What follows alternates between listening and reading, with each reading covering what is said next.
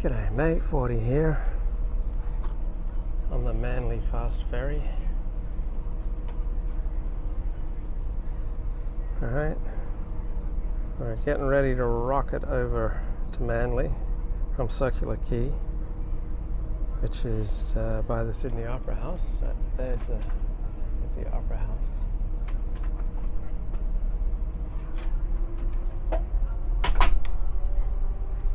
Here we go.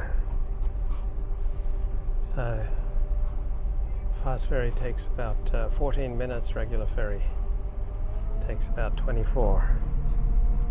And we're off. Just love being on Sydney Harbour.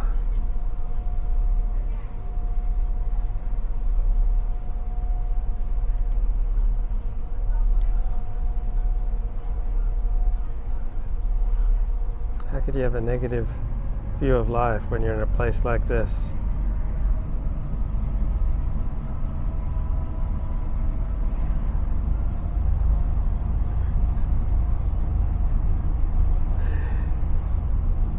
It's funny, I brought my laptop with me, and there's this tiny pinprick of light which is just bugging me. So when I watch shows on my laptop, like I like to chill out at the end of the day, you know, I'm walking about 10 miles a day.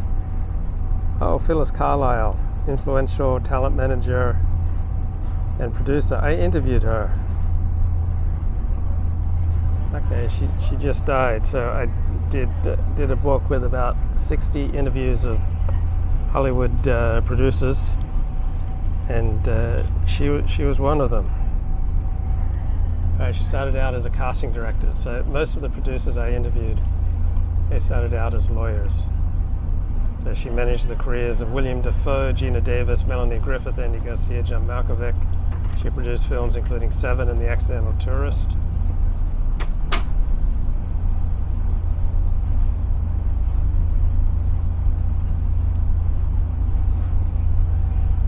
She was just a great interview. Just so raw.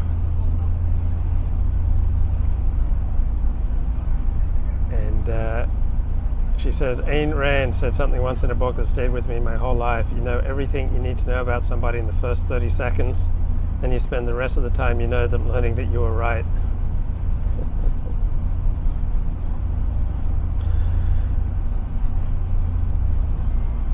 So her first producing credit was on The Accidental Tourist. Remember that movie from 1988?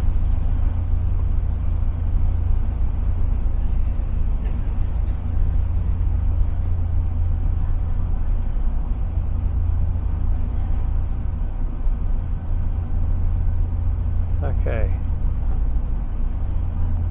She was a great interview, just really frank. So I talked to her around 2003.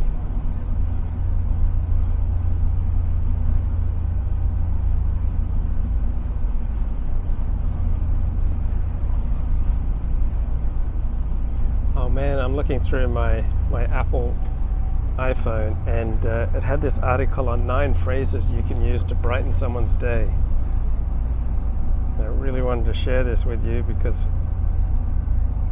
brighten someone's day had just the perfect article to accompany some video of Sydney Harbour.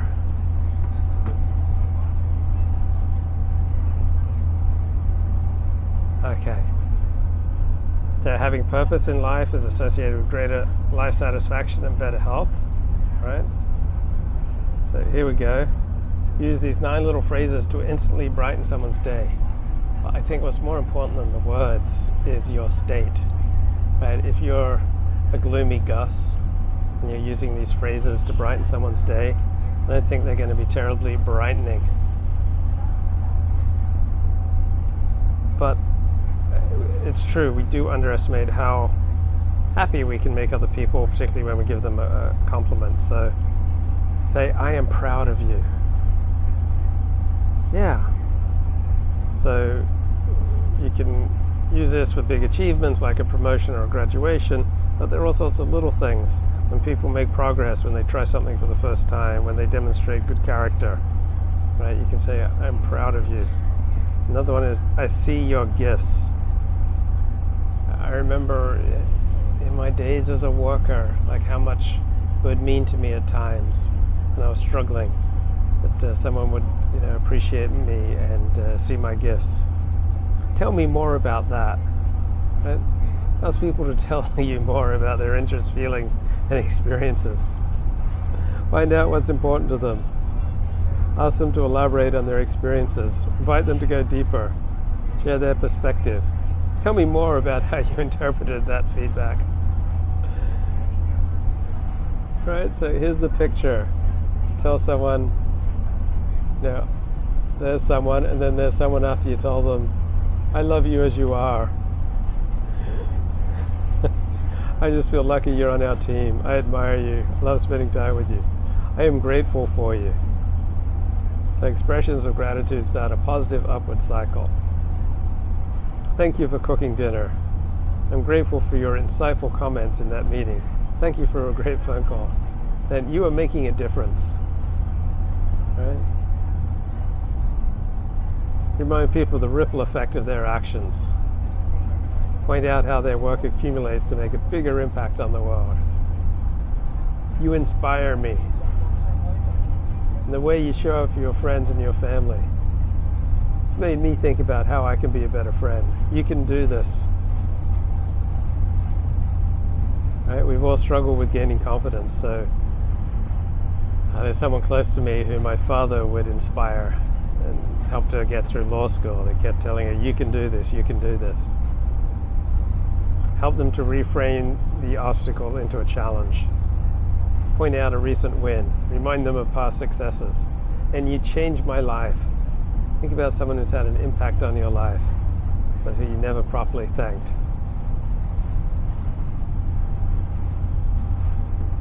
Okay, want to sound and feel more confident? Ditch these 11 phrases from your vocabulary, say psychologists.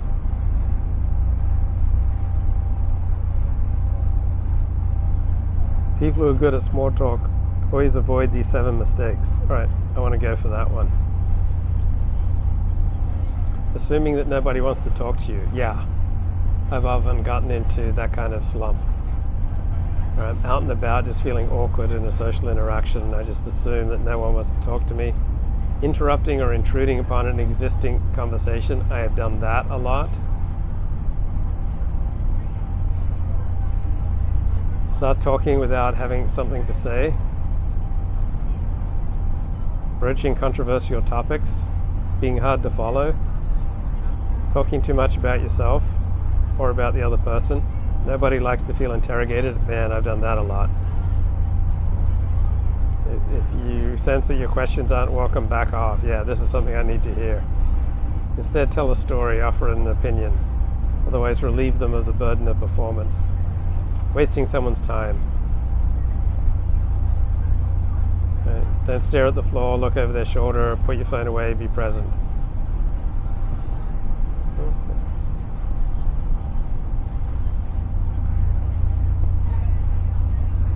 Okay, 11 common grammar mistakes that make people cringe. Yeah, I didn't realize there was all this good stuff on CNBC. Oh, it was funny. On Twitter, I have an acquaintance, like an online friend, who routinely sends me about 20 messages a day on Twitter, and I enjoy looking through them. I respond when it's something that speaks to me. So yesterday, after getting the latest batch of 20 messages that I didn't respond to, I suddenly find I'm blocked. How bizarre is that? Like, you have a friend who's like sending you, or online friend I've never met, sending you all these pictures of himself and all the places he's going, which is fine. Like, there's a lot of there's some good quality content in there, and boom, you get blocked. Okay, 11 extremely common grammar mistakes that make people cringe. Okay, apostrophes in the wrong place. Unnecessary apostrophes. Okay, every day is one word, it's 2 days. confusing I, me. So the manager told Riley and I should be the manager told Riley and me. It's versus IT apostrophe S, of course, less or fewer. So fewer is for numbers, less is for things that can't be counted. Use less with numbers when they are a single or a total unit that measures distance, amount, or time. And less than 30% of us bothered learning these rules. Lie or lay. I could just lay down and go to sleep. Wrong, I could just lie down and go to sleep. So to lie is intransitive, which means it doesn't have an object and doesn't do anything to anyone or anything else. To lay is transitive, which means it does have an object. Okay, I get this wrong. So it's something or someone, the verb is doing something to someone. I lay down my head. So you can say, I lay myself down. Confusing loose with lose, right, that's obvious. That and who. The people that reach their sales target will get a reward. The people who reach. Then versus than. Use then, T-H-E-N, when you're talking about time, and use than when you're comparing things.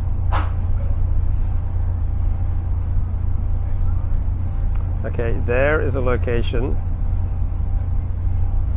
T-H-E-Y apostrophe R-E is a contraction, and T-H-E-I-R is a possessive, meaning ownership. You and your. Okay. Most of these are pretty dumb.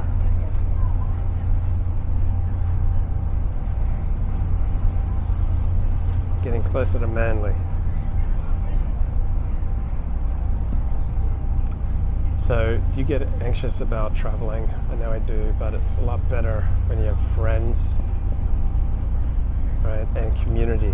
Like when there's a synagogue that you can go to, or if you go to a church or a mosque or whatever your community is, there's a community there. Wherever you're going, makes everything so much easier.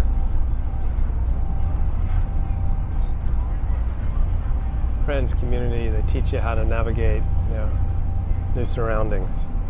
And normally I can travel all around Sydney for just like $1 a day, but I didn't realize the Fast Manly ferry costs $10.50 Australian. So if this was the regular ferry, it cost me nothing. So now I'm out $7 American. Live and learn.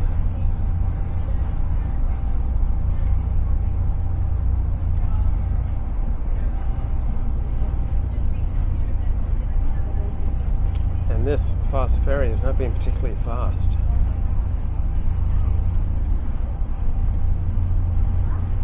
And Manly is North Sydney. It's got the second most famous beach in Sydney after Bondi.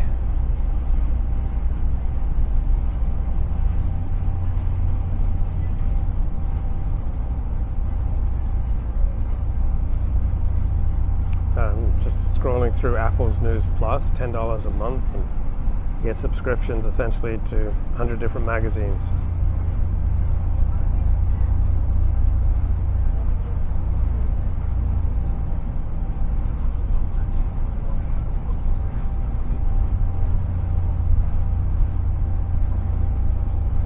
Man, I was so excited this morning when Australia got an opening goal on France, went up 1-0 till France answered in the 26th minute. Then kicked 3 more goals to win, going away 4-1. Just like I was so excited when the USA got an early goal over Wales and then surrendered a late goal for a tie.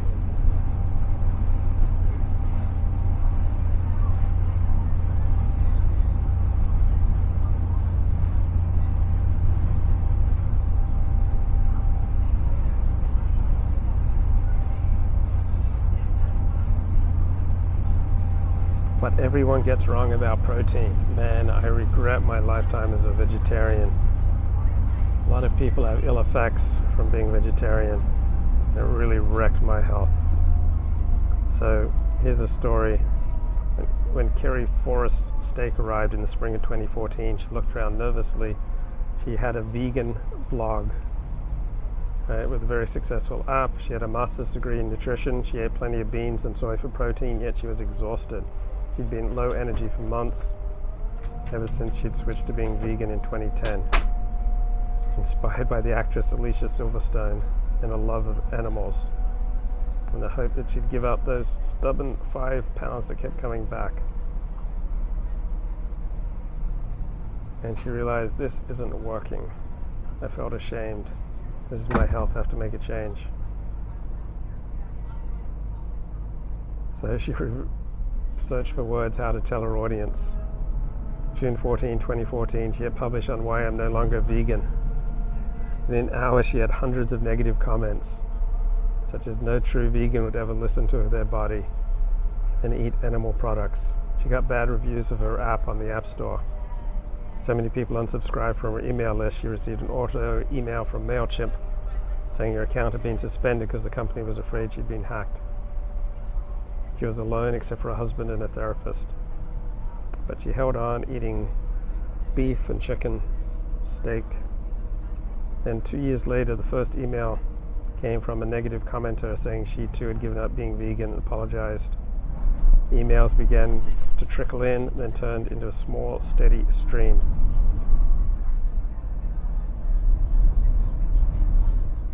Then she published a post, how to reintroduce meat after being vegan or vegetarian. So many people think a high-protein diet causes kidney problems in healthy adults. Not true, says this article in Women's Health. So what is that? Do you know? We're not sure, we don't know. Looks like a dinosaur, but smaller. Some kind of lizard, isn't it? Yeah. Small dinosaur. I don't know what they're called, but you might, aren't you? I think it's a monitor lizard, but I don't know. Monitor lizard? Yeah, that's one. Monitor lizard? Yeah. I might be. Probably. Zoology goes back a long way. Another one up there as well, isn't it? Where's the other one? Up there, the little tiny one, it's just hiding behind the tree, it just sort of wriggled up there.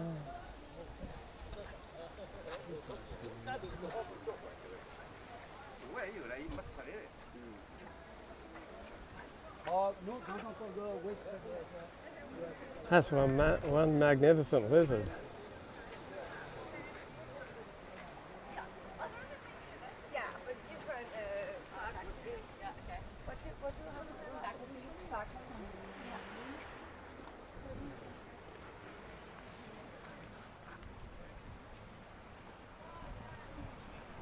He knows he's in a safe space.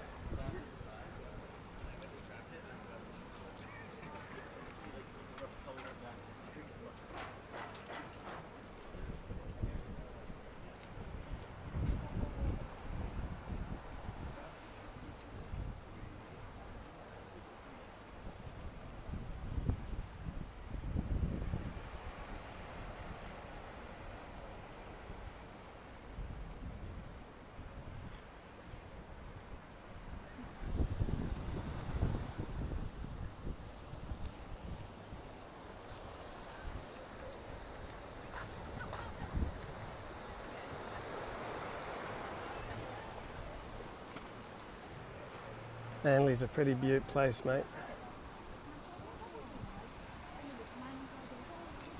This lizard just hanging out.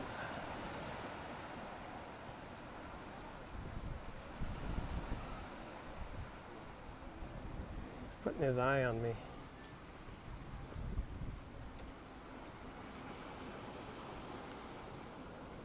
Get ready for your close-up, Mr. Lizard.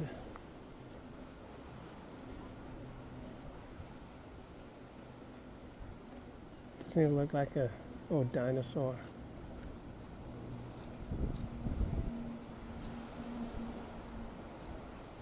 And he's magnificent. Giving me the eye.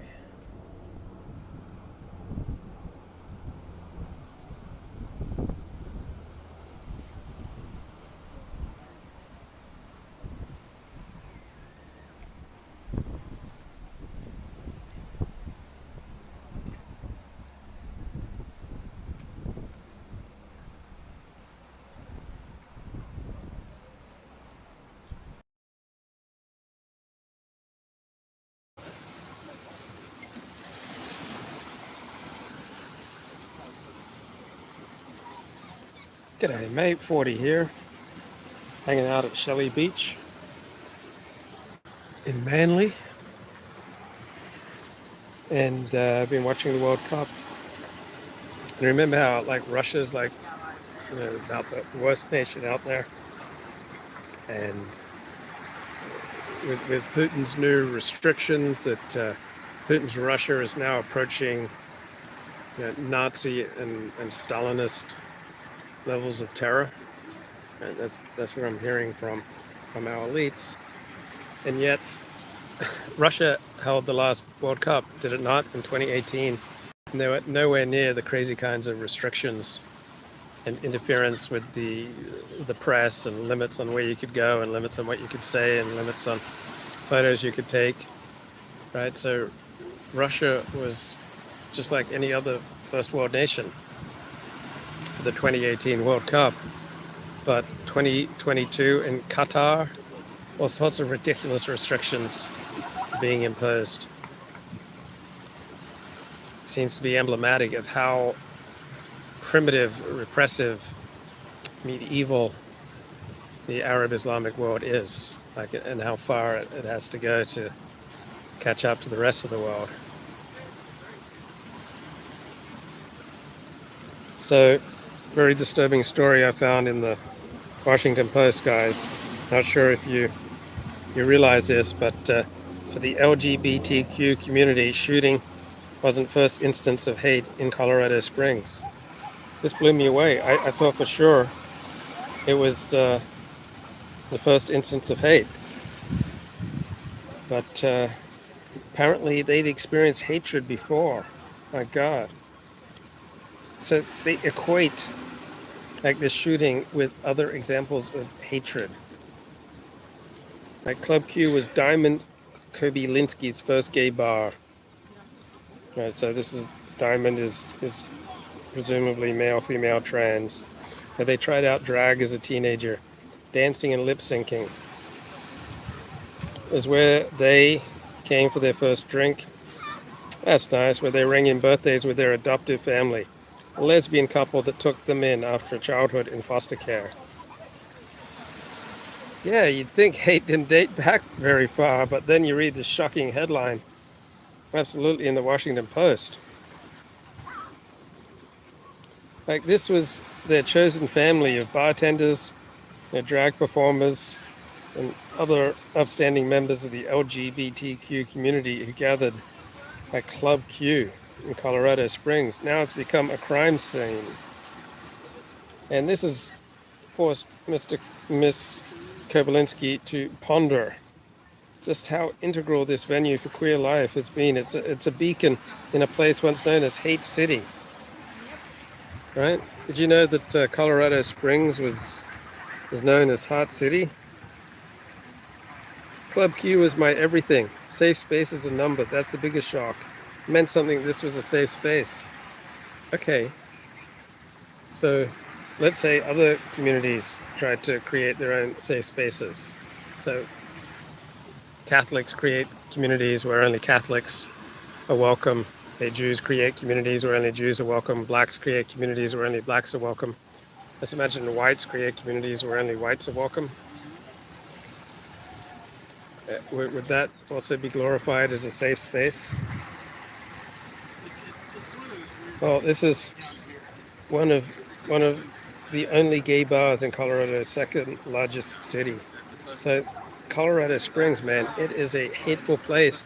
They only have a limited number of gay bars. Could you imagine living in a city that only has like 5 gay bars? Just imagine how absolutely stultifying that would be. Did you know that Club Q was a welcoming haven for free expression, one of the capitals of American conservatism? Thank God for the left out there fighting for free expression. What's the all-in cost of an Aussie junket such as this, Luke? So the key to my Aussie junket is bludging off my friends and my relatives, right? So I'm not paying anything for rent, not paying anything for hotels. I just have minimal expenses. I'm just paying for my food, and that's it. So my plane ticket for direct flights was something like $2,100. Yeah, Milo was photographed with Kanye, so Milo's always where the action is happening. He interned for Marjorie Taylor Greene, and he's always, the next new thing in populism. So I spent about $2,100 for my plane tickets. And then I'm probably spending $25 a day for food. Let's say $20 a day for food. And I'm spending about $1 a day for public transport. And that's it. Excessive sponging. Yeah. Bludging is the Australian profession where you're living off other people. So when I tell people this in Australia, they say, well, that's what family's for, to bludge after. So anyway, this tight-knit LGBTQ community, they experience Club Q as a haven for free expression.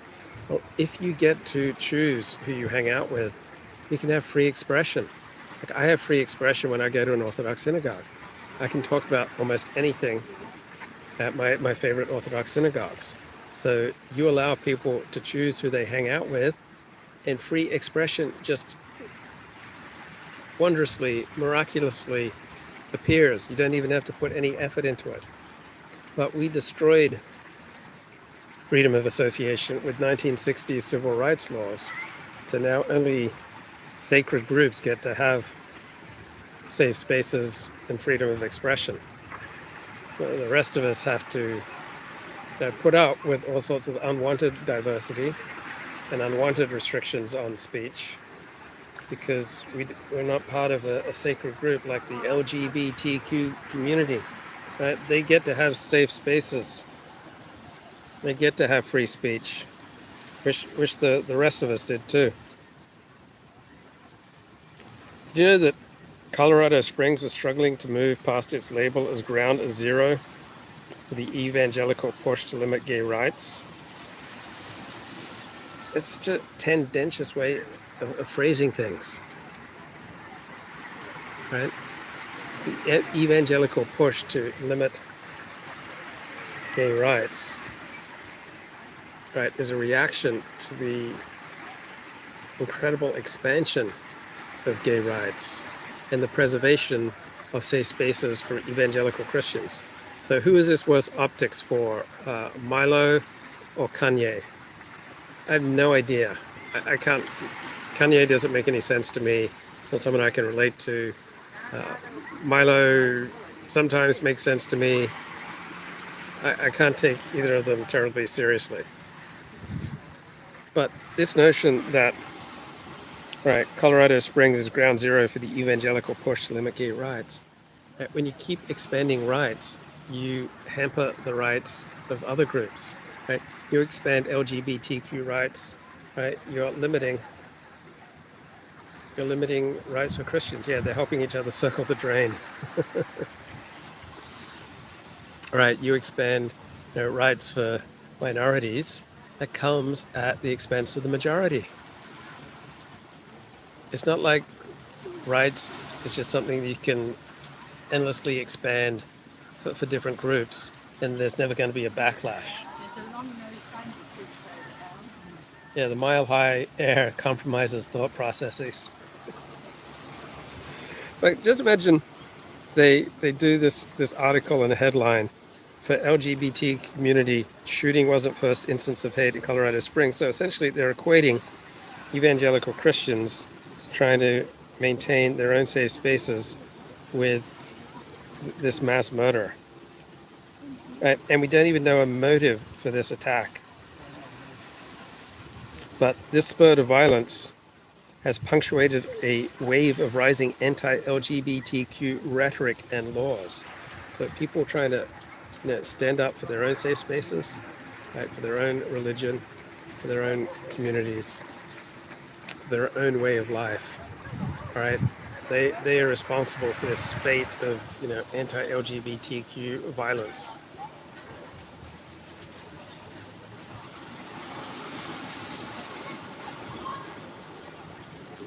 Right, for a city whose recent history has been sullied by 3 decades of political attacks on transgender and gay people over spousal benefits, non-discrimination rules, and even the ability to start high school clubs. This felt like a punch in the gut. Okay, so I'm not sure that Colorado Springs history has been sullied by these things. So these are political attacks. Why is LGBTQ rights expansion not a political attack on traditionalists and heterosexuals? Right?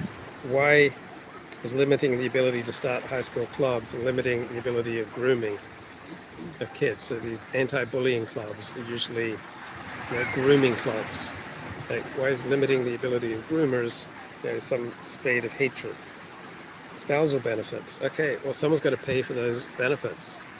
If society doesn't recognize heterosexual marriage as special, then who knows what moral chaos will descend from that when you just dispense with millennia-old ways of organizing community and families. We've never had a gay marriage before in human history until recently.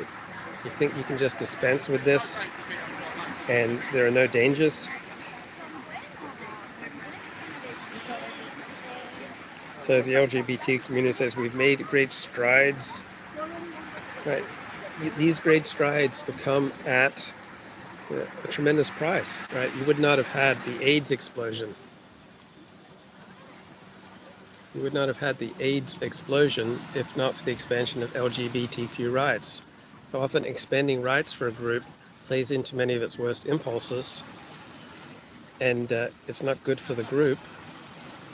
Right. The backlash against police and policing since the murder of George Floyd has been really bad for much of the black community. It's led to an explosion of crime, an explosion of murder, explosion of pedestrian deaths and driving deaths as police have pulled back from doing their job.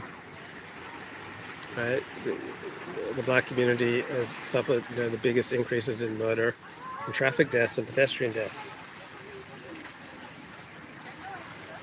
Should we purge anyone who makes a living off of victimhood and anything related to it? No, I just think we should try to limit it, limit the legal incentives to file victimhood lawsuits. I don't think you can have a group identity without a substantial element of victimhood. But we can shift society so that public expressions of victimhood aren't rewarded. Right now we're rewarding lawsuits of victimhood and public expressions of victimhood, and we can discourage that. So victimhood was a key part of group identity in the 1950s, in the 1850s, and the 1750s, just wasn't encouraged by society. So gay and transgender residents describe Colorado Springs as a difficult place to be out, some citing recent episodes of discrimination and hate crimes. Well, what about those who have a traditional understanding of life, trying to maintain that? Are they not suffering discrimination and hate crimes? Their traditional way of life is urinated on. So I'm not sure that it's the Jews who've mastered the quintessence of victimhood. I think it's pretty much Jews have taken their cues from blacks, and then blacks have taken their cues from Jews. Then LGBTQ community and women have taken their cues from blacks and Jews. So I think everyone's gotten into the victimhood game. I think the pioneering group were African Americans. And then Jews took their cues from African Americans, though Jews also played a substantial role in the Black Civil Rights Campaign because they saw it as good for the Jews. So did you know that Colorado was once infamous for its anti-LGBTQ laws? Well, these so-called anti-LGBTQ laws were simply attempts to maintain freedom of association so that you could hire who you wanted, that you could rent out your property to who you wanted, that you could form the type of community that you wanted. So expansion of rights for one group comes at an enormous price for other groups.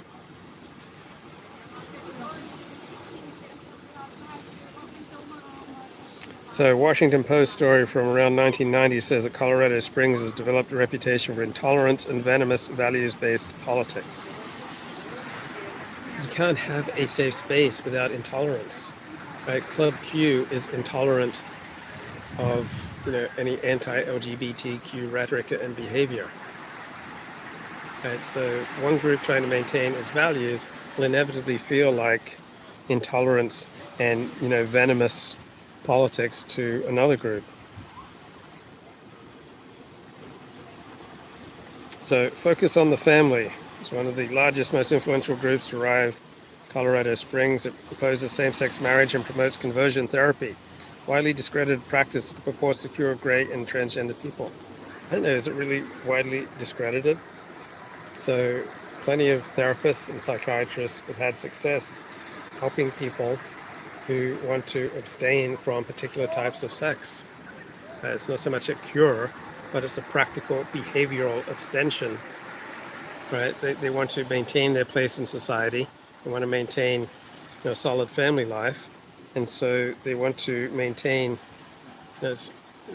maintain their marriage by avoiding reckless promiscuity, going to bathhouses. It's underneath this always, says a queer studies scholar at the University of Colorado in Colorado Springs. The military, religious organizations, they're cultivating things that may inspire a place like Colorado Springs to be the next target of a mass shooting. Really? Now, we don't even know why this mass shooting took place. We do know that a judge let this guy out and he should be in prison. If we just locked up these super predators and kept them in prison, right, we wouldn't have these mass shootings. But apparently the presence of the military and religious organizations are there just bubbling up underneath the next hate crime.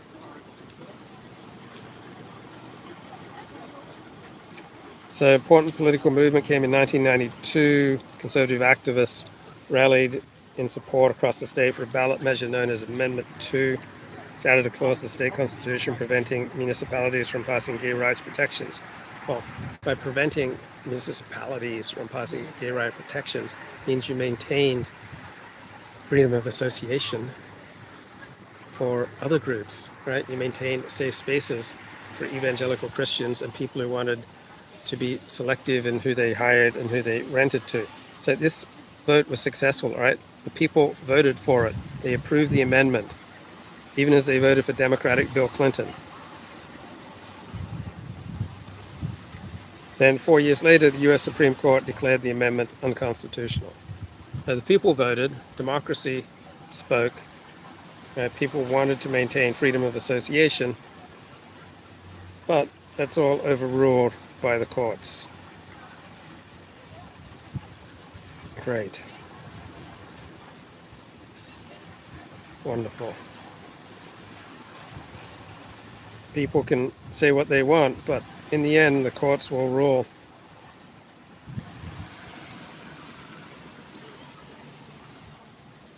And they'll let you know what is permissible.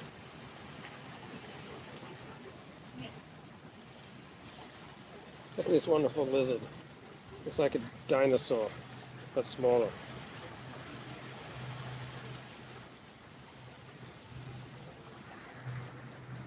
Democracy for me, but not for thee. Yeah. Remember when we passed Proposition 187 in California? Jesus Christ. Is he going to eat me? Why is he approaching me? Do you think he'd bite me? Is he going to take a big chunk out of my leg?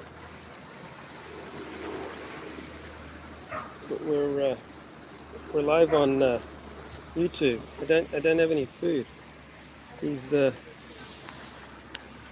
probably being fed too often by people. I don't think they're poisonous. Sure hope not. But come on, mate. So who's more scared right now?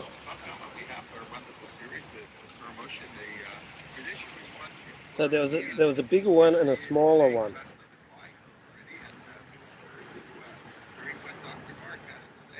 It's our reptilian overlords. It's the lizard people.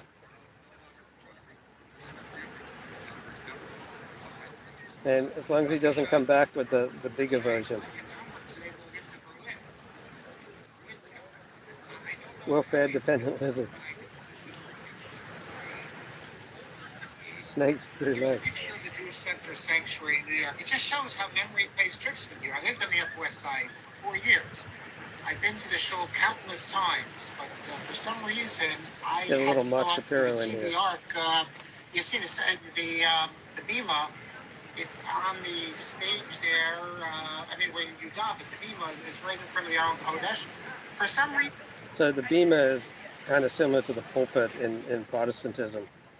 It's where the rabbi speaks. It's where they unroll the Torah scrolls and read aloud from them. It's where the chazan, the cantor, leads the prayers. It's usually in the middle of the synagogue. And it's in front of the Holy Ark, the Aron Kodesh, where they keep the Torah scrolls.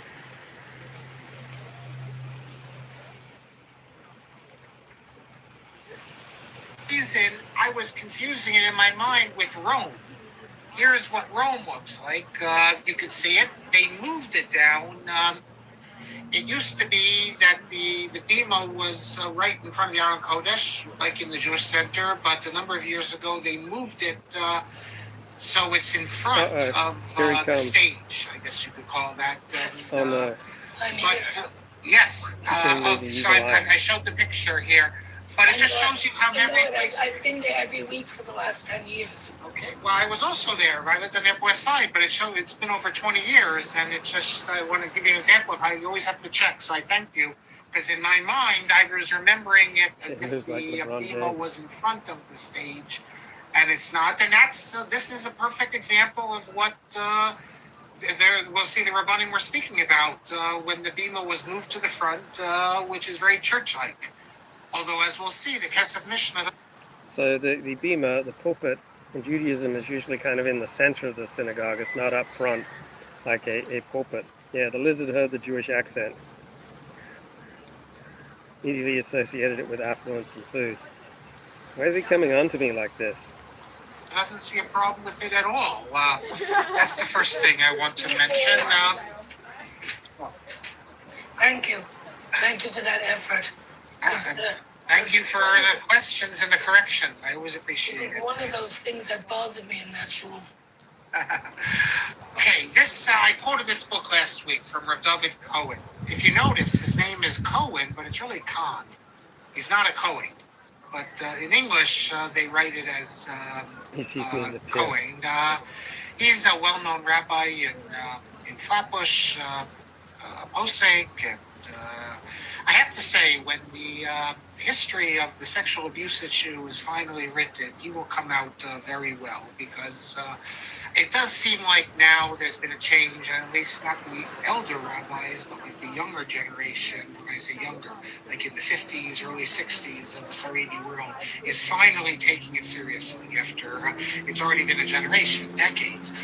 But it needs to be said that Rav David Cohen already decades ago was saying that you hear about sexual abuse, you got to go right to the police, and there were people who hated him because of that. And he was, people said all sorts of bad things about him, but when the history is finally written, an honest history of how the Orthodox community responded to child abuse, it's going to be very hard to write the honest history, because the Aguda circles will not want to let their archives open, and what they did to prevent going to the police and things coming out. Rav David Cohen on this issue, say what you will about other issues, on this issue, he from the beginning stood up against his own community and was saying to do the right thing. So Yasher Koach to Rav David Cohen.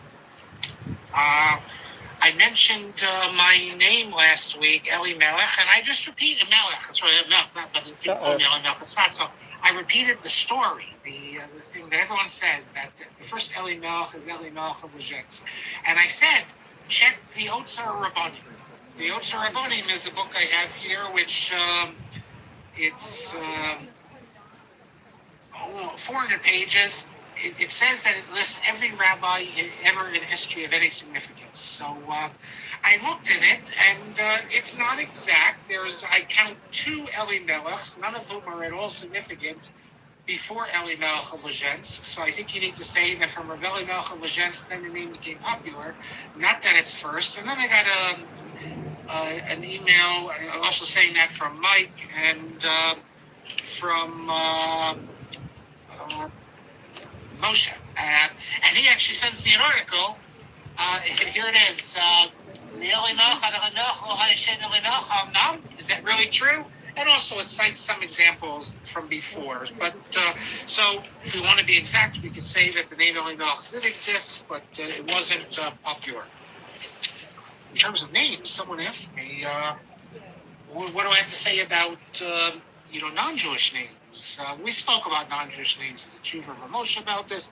We've spoken many times about this, about the names like Tarfod and Papa, and even the name Maimon and others. So I don't need to repeat that.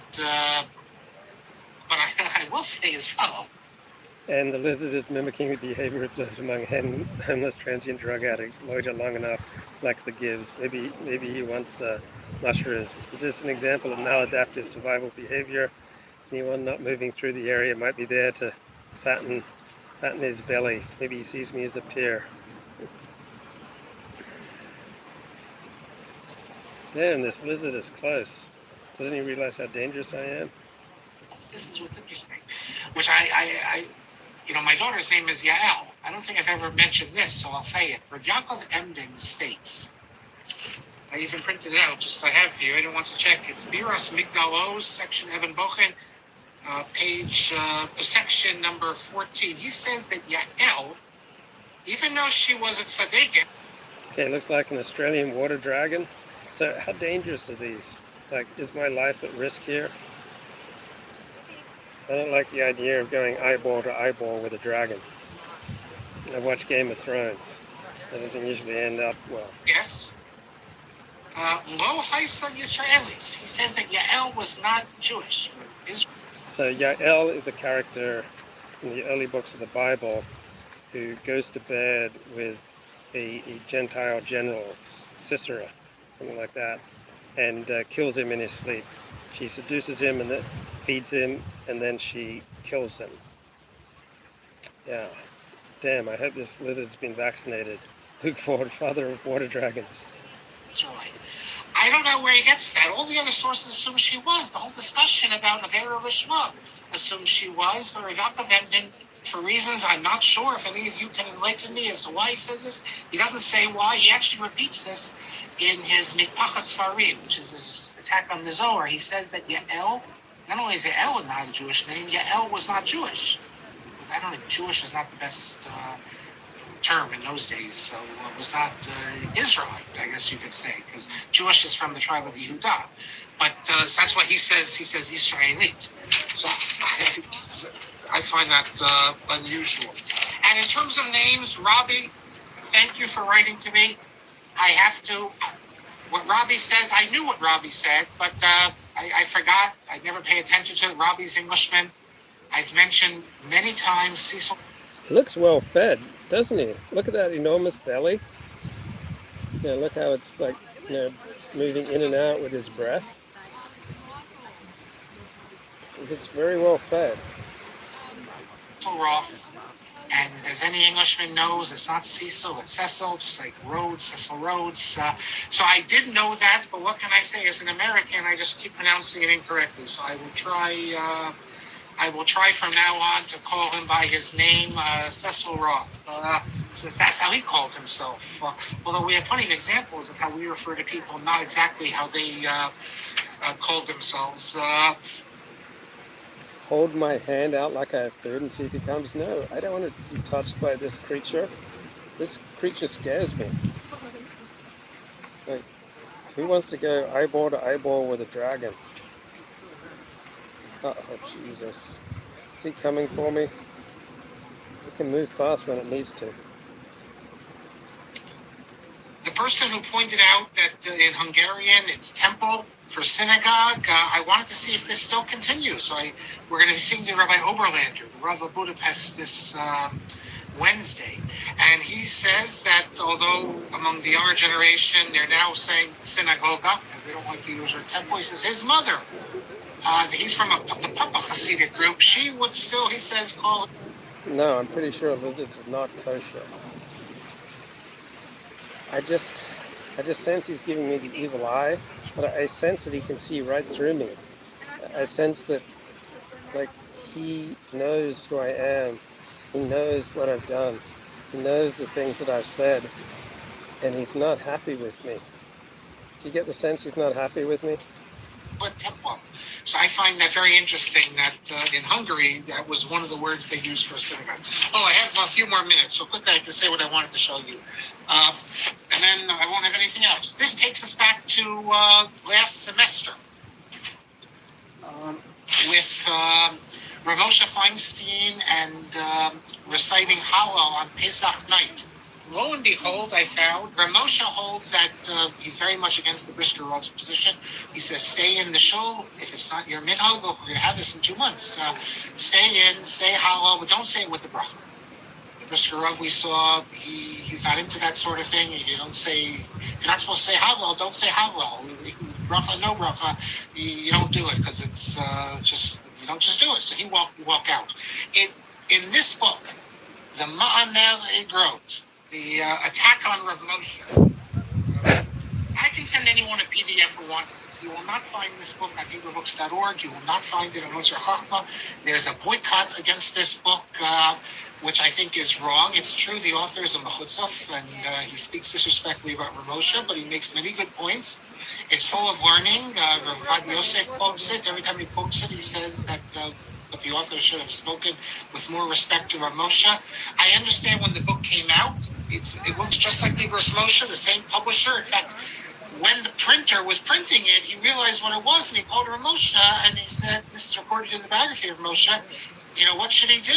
He has a contract, and he doesn't want to print it. And Moshe says, you can print it, but, because you lose money otherwise. So he printed it, but none of the foreign stores would carry it.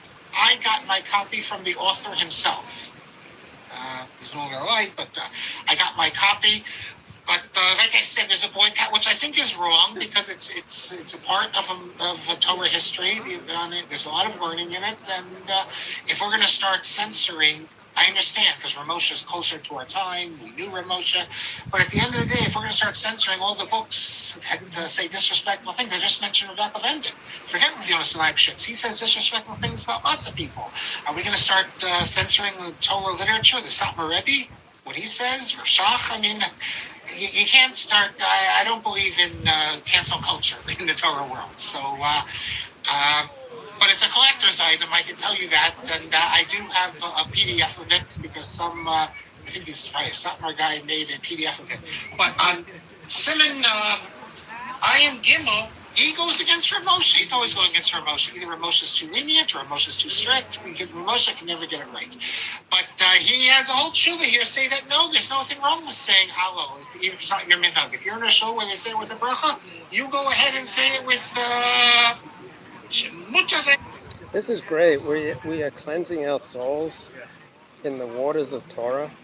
We are refreshing our neshamas, our souls, here in the wellsprings of Torah from the good doctor, historian, Rabbi Mark Shapiro, hanging out at Shelley Beach, looking at is this an Australian water dragon? Just giving me the evil eye. He says he has no problem. This is Rav Yom Tov Halevi Schwartz, the same author of this wonderful book called Eyes to See. There's another one.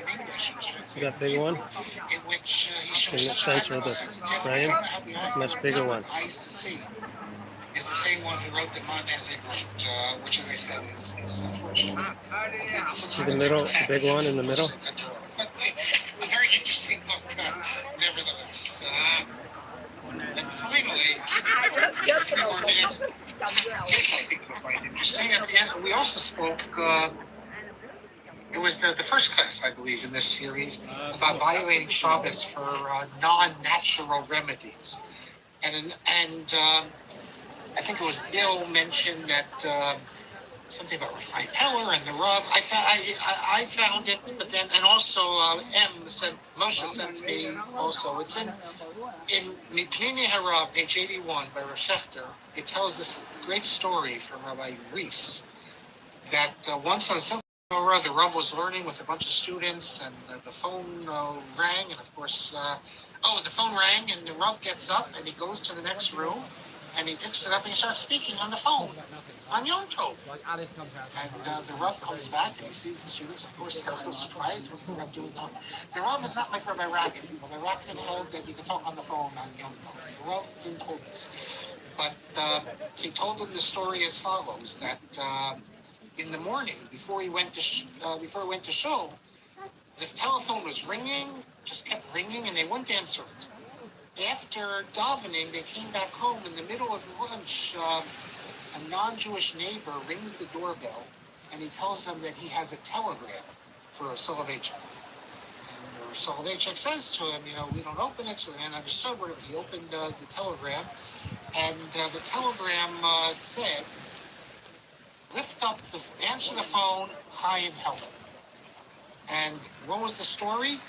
Chaim Heller was in Lakewood over Yom Tov, and he became quite ill, and the doctor says he immediately needs to have an operation, and he did not want to have this operation without consulting with Rav Soloveitchik. So the telegram, Rav Soloveitchik was speaking to Rav Chaim Heller, and that was regarded as, I don't know if on Yom Tov it has to be P'ruach Nefesh, but it was a serious matter, and that's the story that Bill told. Furthermore, in Neged Givot Olam on page 101, he records, this is Rabbi Shurkin, Michael Shurkin, also a student of the Rav, that the Vilna Gaon held that about a certain tzaddik, I guess maybe more than one, you could violate Shabbos to get a bracha from him. And Rav Moshe Feinstein himself, in the Igros Moshe, volume 8, Orach Chaim, number 16, says that you can write a kameya on Shabbos if you're worried that without it the person will die. In other words, if the person feels that he needs this kameya, you can do it. And the last thing I'll mention, Rav Nachum Rabinovich, in his Tshuvot Siach Nachum, he goes even further.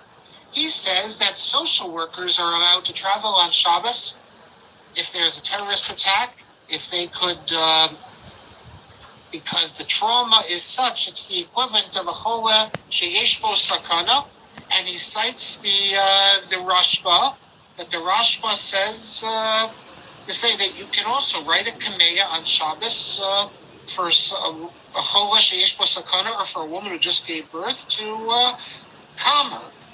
And that was what I suggested, that could possibly be a permission. Okay, so now I have no other things in my pile until everyone else sends me more stuff. So let's pick up. This time here, we were in the middle, if you remember, we're talking about Israel Jacobson and David Friedlander, reformers. The last thing I was talking about was Israel Jacobson in Zizan, his synagogue there. And he says as follows: why create a reform service? He says, quote, who would dare deny that our service is sickly because of many useless things? And as you're saying, all this stuff in the prayers that are useless. I don't know what he considers useless and what's not. Do you know what type of lizard this is? I'm not sure, but I think for him, maybe it's only scary Shema looking. and a reform version of Shemona Esrei would be valuable. I don't know. And then he goes on, this has degenerated into a thoughtless recitation of prayers and formulae. Yeah. He's got me cornered.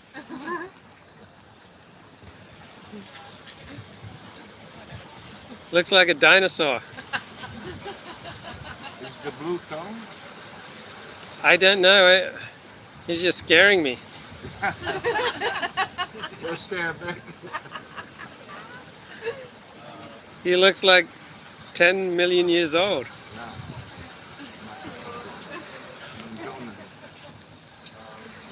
And there's a littler one as well. There's one that's like smaller, like a baby. So maybe this is the father and the mother, and then they've got a baby. You're the The grandfather. family. I'm the grandfather.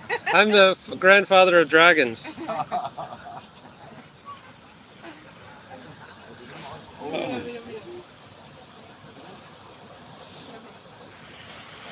we can move, that's important. He doesn't look starving either, does he? Yeah. They're well fed. It's giving me the evil eye.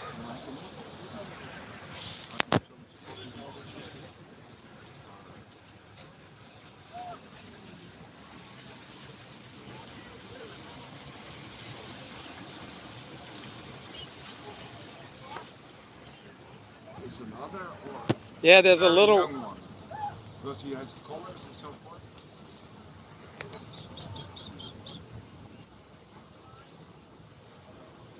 They don't seem nervous, do they?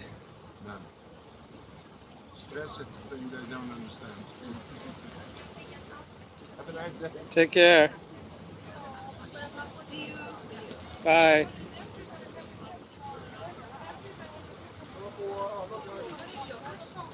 It's not bad being the father of dragons.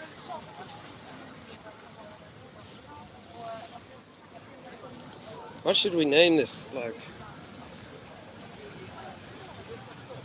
I presume this is the Sheila.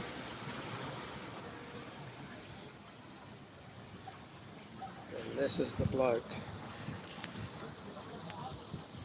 I think that Mark Shapiro's teachings have a calming effect on them. That it kills devotion more than it encourages it, and that it limits our religious principles to that fund of knowledge which for centuries has remained in our treasure house without increase and without ennoblement. So he says it kills devotion. It's a thoughtless recitation of prayers and formulae. Now, this is something obviously the Orthodox struggle with as well. No one can deny that people, as I said, it's the routinization. So the Orthodox, though, have to do their own way of trying to make it. We don't cut things out unless they're like matters that are not really essential to the davening. I'm in his territory where he keeps his females.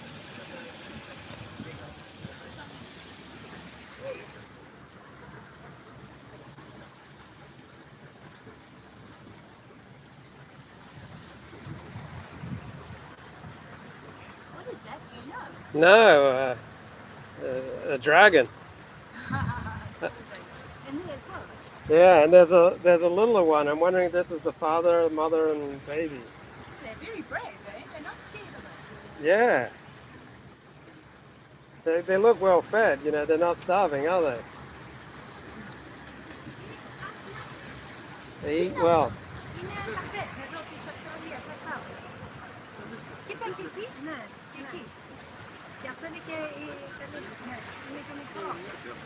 I think that neck blows out when he needs to. I don't know why. He can make himself look really scary with it. Don't they look like dinosaurs? Yeah, like mini dinosaurs. Yeah, like a relic from the past. Oh, jeez.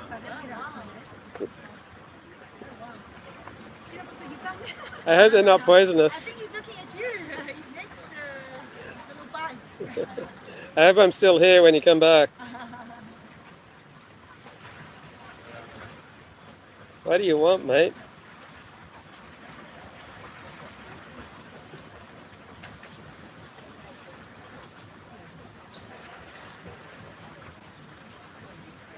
Am I on your territory, buddy?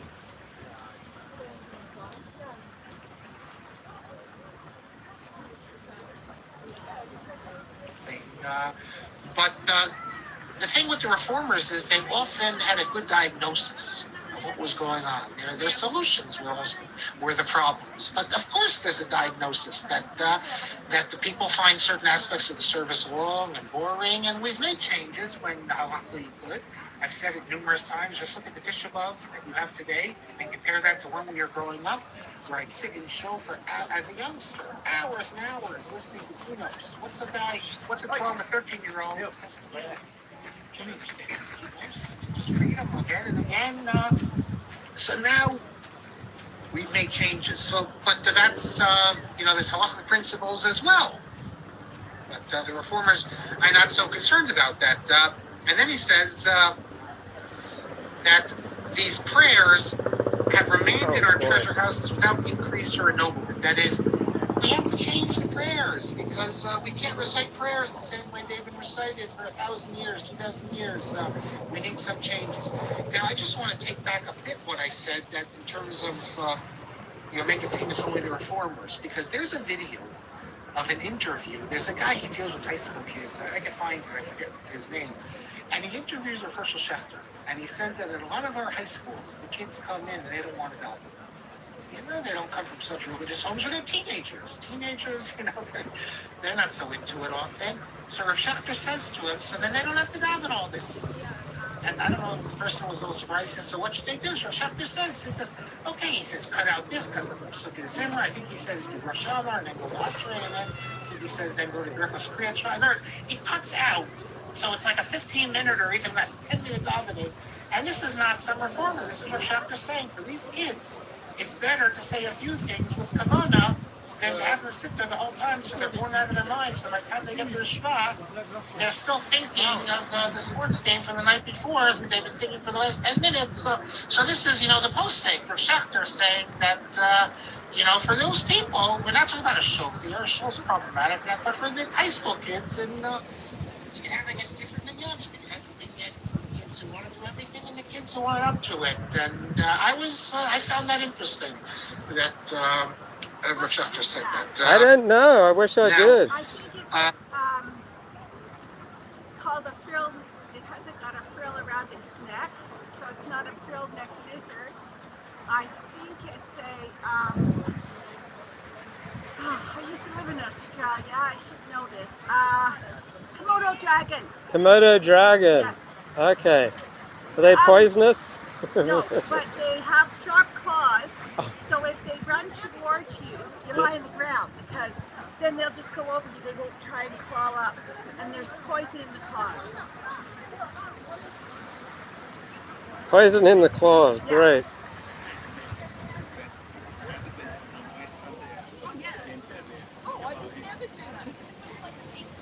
Great. I can't wait. You can do. Oh, there's the female. That's the female. Okay. So you better don't get between the two of them. I don't think I want to come between them. Where are you from? Originally here, but California Okay. mainly. Now she's looking at us saying, what are you doing?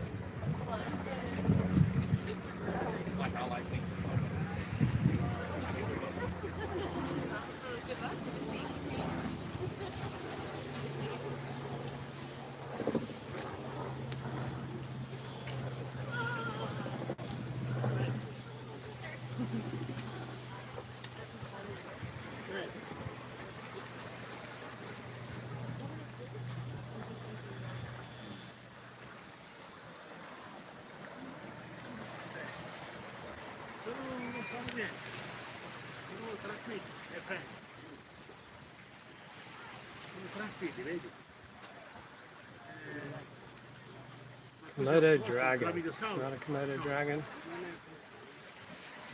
Water dragon, beauty dragon.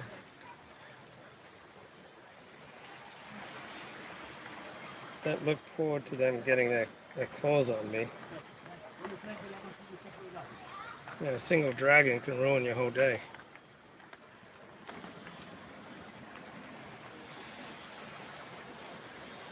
There they go.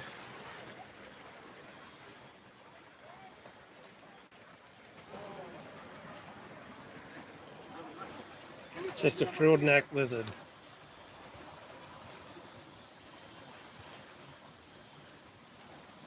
And the Agama family, you can tell by the head.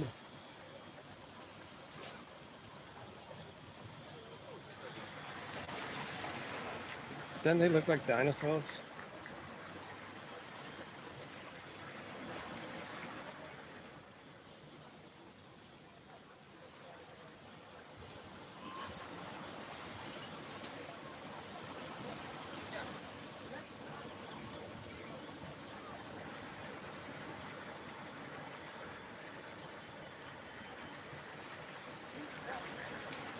Wonder what they've come to. What they've come to teach us. Maybe they have a message.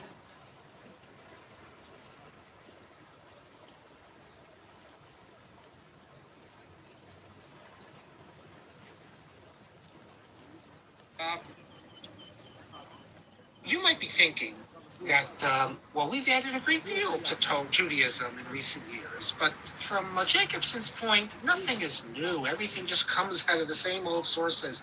And since we're living in a different era, as we'll see, we need entirely new conceptions. And if we're bound to Jewish law, then there's going to be limits to what we can do. So people like Jacobson aren't going to be happy. Now, Jacobson also was concerned with fitting in. Remember, at the synagogue, the inauguration was full of non-Jews. They too joined into the singing and everything. I can tell you that at the inauguration of the shul that I go to, there were also non-Jews at the inauguration. The mayor was there, the assembly people, and they didn't speak, but they sat. Actually, I should say that the mayor spoke, I should think. But the rest of them just sat there. I remember the mayor spoke. He spoke very ecumenical. So Australian Eastern Water Dragon. Is that the consensus? Is that the science? I want to fit in with the science here. Medically about all our houses of worship and everything, and very nice. But we didn't have songs or hymns that we sang together with them. But Jacobson says as follows. He says that parts of the Jewish prayer service and the rituals are offensive to reason. That is, they offend us. So we say things that we don't accept, we don't believe in. And then he says as well, also to our Christian friends. So Mark Shapiro is this great scholar, a great academic, and I was taken aback when I listened to one of his lectures where he talked about how he's kind of offended that there was this Reform Jewish day school named after Rashi. And he didn't think that Rashi was a good representative of Reform Judaism. But Rashi was a 12th, 13th century Jewish commentator, wrote commentaries on the Talmud and on the Torah. But I think it all depends on where you're coming from. Like Mark Shapiro has been modern Orthodox his whole life, so from his modern Orthodox perspective, Rashi is not a good representative of Reform Judaism. But if you believe that Reform Judaism is true, you can certainly look at Rashi's life and say, oh yeah, it does kind of reflect Reform Judaism. So it's kind of taken aback when Mark said he was offended by the idea of a Reform Jewish day school named, the Rashi School. I am 56 years of age. I've never been offended in my life, so the name of a school is not going to offend me. So this is going to be driving reform also, that they need to fit in, not just in their understanding of what it means to be a modern person, but they don't want to do things that non-Jews will look at and say, well, that's retrograde or that's backwards. Later, in his speech at the inauguration, speaking to the Christians, he says, quote, there is nothing in this new temple that in any way contradicts the principles of pure religion, of the demands of general morality, of reason. Okay, so pure religion according to whom? So this is 19th century Germany, which is largely Protestant, right? So Protestantism is a religion of the heart, a religion of creed, of dogma, of theology, of faith. Right, so pure religion from a Protestant perspective is faith, but pure religion from a Catholic or a Jewish perspective, it is behavior, it is ritual, it is community. Of your humanitarian attitude. Of course, we today in 2022, we would never say to the non-Jews of the dedication of our shul, there's nothing that we do in here that's in opposition to your humanitarianism, and we wouldn't feel the need to say that everything we do in here is in accord with pure religion, with general morality. That we assume that everyone knows that synagogues were interested in morality. But you see that in the early part of the 19th century, he needs to stress that we're not different than you. We too are moral, and we're not this synagogue, unlike those other synagogues, is a synagogue where a Christian can come and feel brotherhood with the Jews because we all are worshiping the one true God. So, right, you want to join forces with some other group, or emphasize that you're not a threat to some other group when you're in the inferior position.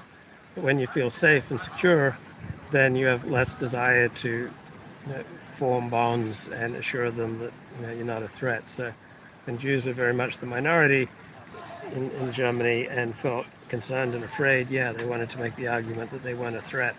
But in the United States, Jews feel secure and safe and powerful, and they don't feel the same need to placate Christians that they did in 19th century Germany. It's like the war between religion and science. Now, religious leaders are very intent on saying there's no contradiction between religion and science. That's because science has won all those battles. And so this is a way for religious leaders to give up the fight that they were losing. You won't find in this synagogue any of that Orthodox mumbo jumbo and superstition. I do want to add, however, that many people are probably thinking when you hear this, that's so reformed, be concerned with the Bible. Always what the Goyim have to say. And we're going to modify our service and we're going to change our practices because of the Goyim. And I have to say that there is odd truth to that feeling, but it's not complete without pointing out that we have plenty of examples where Orthodox or Torah leaders, because I don't want to use the word Orthodox, I'm speaking about, let's say in medieval times, they're not Orthodox. There's no such thing as Orthodoxy yet. We haven't even got to Orthodoxy.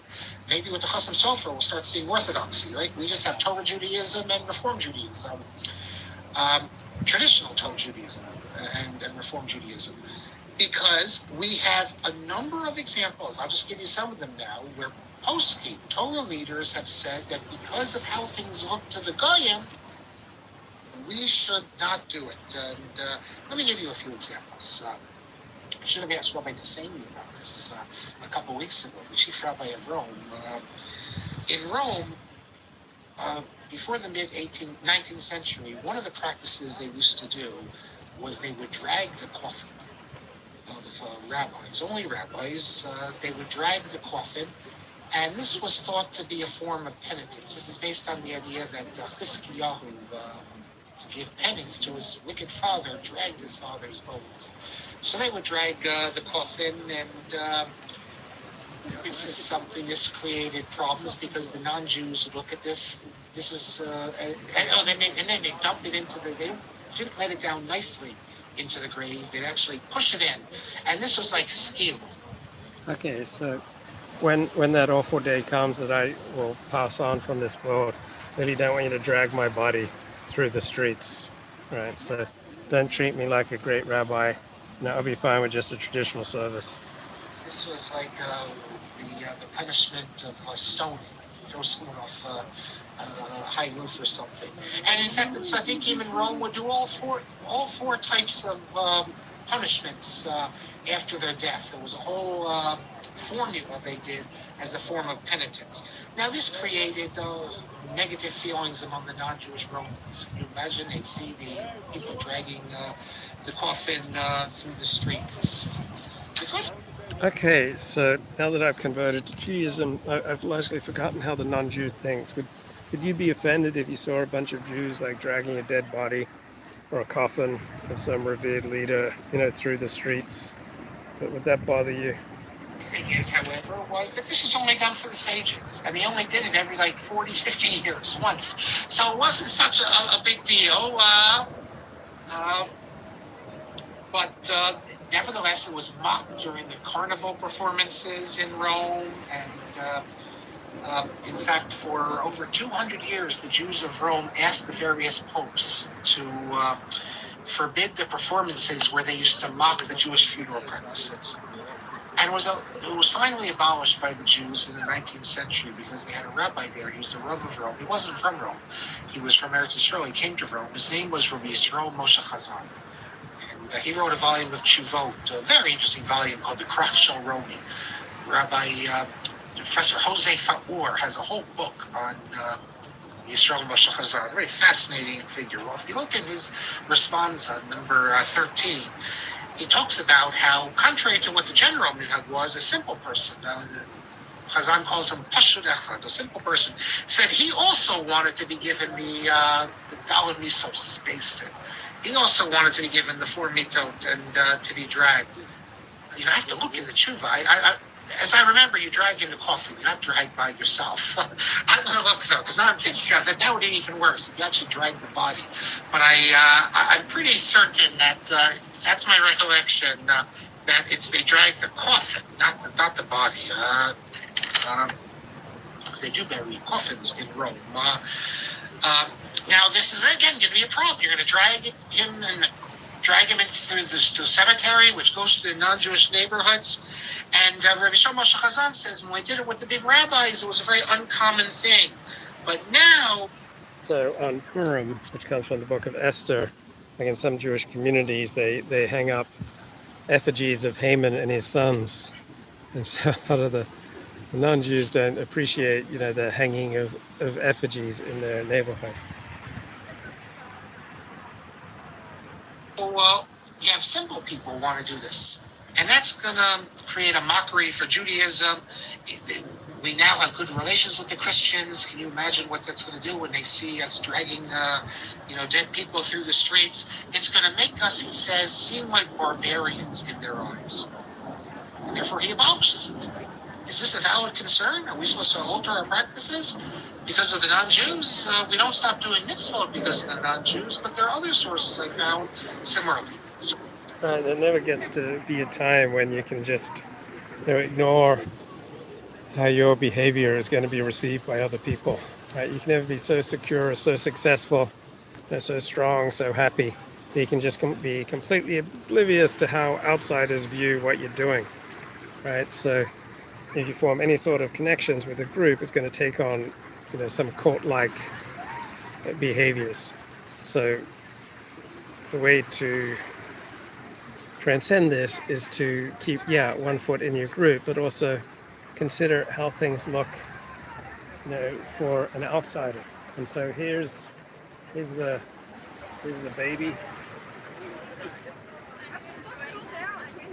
another lizard on the run, another dragon in the making. And this place is just teeming with them. So, for instance, the Rashbash. The Rashbash is Shlomo ben Shimon Duran, 15th century Algeria. He responds to a community where the minhag was when you went into the shul, you took off your shoes. We know that's what they did outside the cities, for example, in the villages. They did that. Did they get this from the Muslims? That this was a sign of respect? It could be. I can tell you that right now in Germany, and by the way, I'm going back to Germany the week after Shavuos. I gotta get our trip. God willing, one day we'll go. I gotta plan it.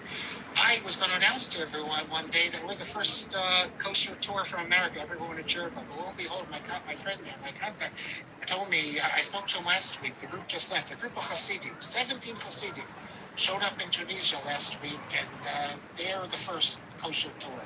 And in their whole garb and everything, the Hasidim there. But I can tell you that in every single shul in Germany, when you go up to the Aron Kodesh, I had the kavod of taking out the Torah one, but you have to take your shoes off.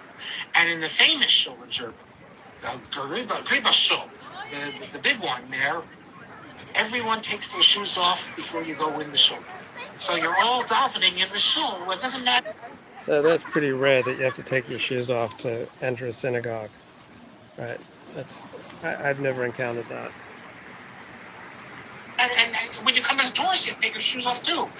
So the whole shul for thousands of years, you've been taking your shoes off there.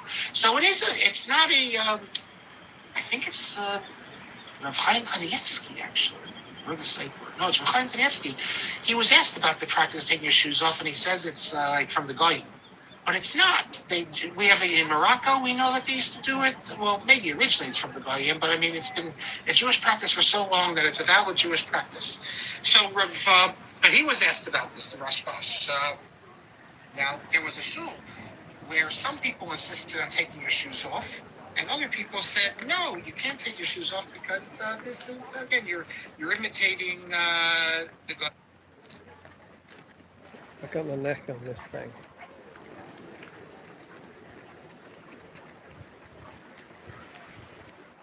You beauty. And what does the Rashbash say? And this is, there's a few different direct. So Okay, now we get to see both lizards in the frame.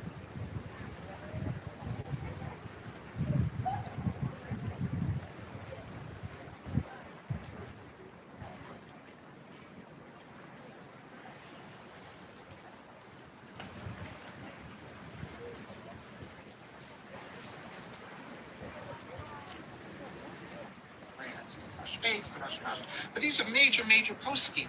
He says you should take off your shoes. And he says, precisely by taking off your shoes, you'll gain respect by the non-Jews. Because for the Muslims, the idea of going to your house of worship and not taking off your shoes was a sign of disrespect. So, Okay, so if we take off our shoes at synagogue, will that gain more respect from the non-Jews asking for a friend? so it's not like taking off your shoes is against halacha. There's good reasons to take off your shoes, you could argue. And therefore, now you can never imagine a post-taken Christian man saying this, take off your shoes. They would see this as completely disrespectful, take off your shoes. Take off your shoes when you go to shul, that's the height of disrespect. But in the Muslim world, on the contrary, you have to have a good reason not to take off your shoes, because in that world, it was thought to be respectful to take your shoes off. You know that the Rambam says that before davening, you're supposed to wash your feet? And the Raivad on the spot there, Hillis Tefillah, says, "What's going on here? Why would you wash your feet?" He doesn't. So it's a very different understanding. The Rambam has a famous example. Take a look in the Chuvas Rambam, the Blau edition, number 258.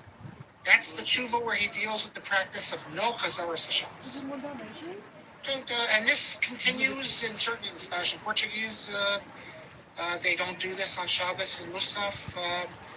You read it together. That is, you restart the Shemona Esrei at Musaf. Only at Musaf, as I recall, they do this out loud, and then you get to Kedusha, and then everyone continue on your own. What they call the Hecha Kedusha.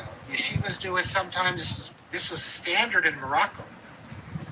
Okay, I think that'll do it for now. Bye-bye.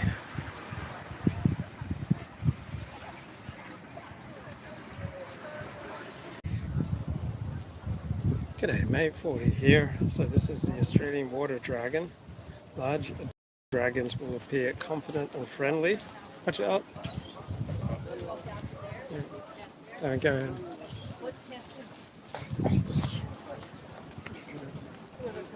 They'll appear confident and friendly. They should not be approached as they have very sharp claws. They can deliver a serious bite. They're a protected species in Australia. They're not allowed to be collected. They get eaten by brown tree snakes, which hunt for them in the tree branches as they sleep.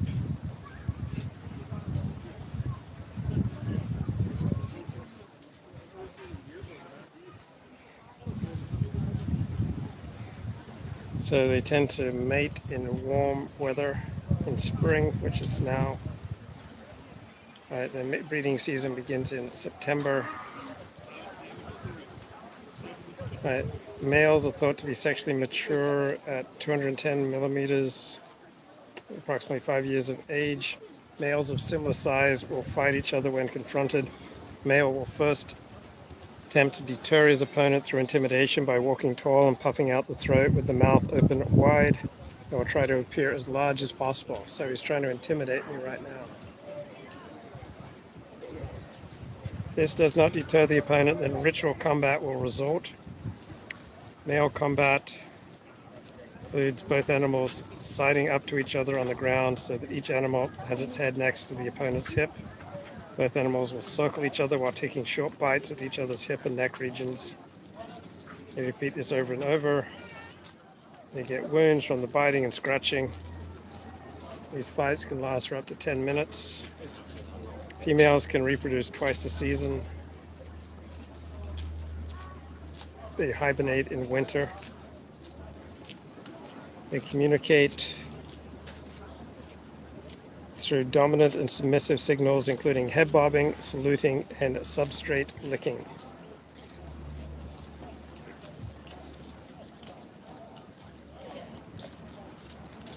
So the water dragon is more often heard rather than seen as it dives into the water when disturbed. It remains submerged for an hour.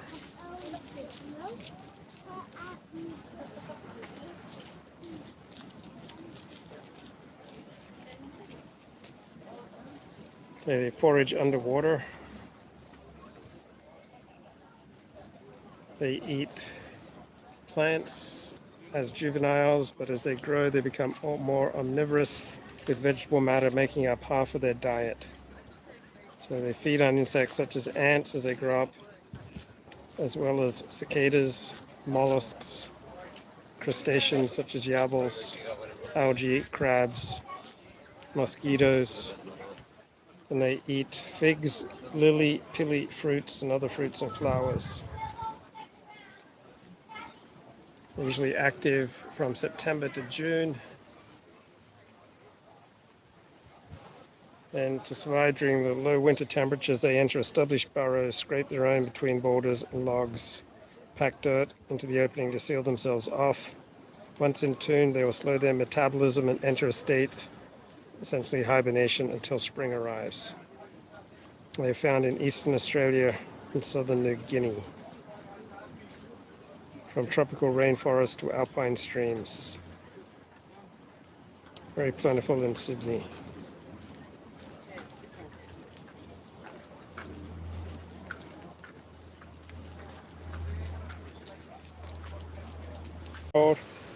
To listen to some good old Mark Shapiro, the rise of reform and the rabbinic response in 19th century Germany. Today, it's not so common, although often on trips and things you do it in the interest of time. But the Rambam defended this practice Of taking off your shoes when you go to shul. A lot of people know why he defended it. He sees a lot prayer. of talking. He doesn't just say that Torah is talking, by the way. He also says, the Jews are spitting also. You know, they're just acting, they're showing their disrespect.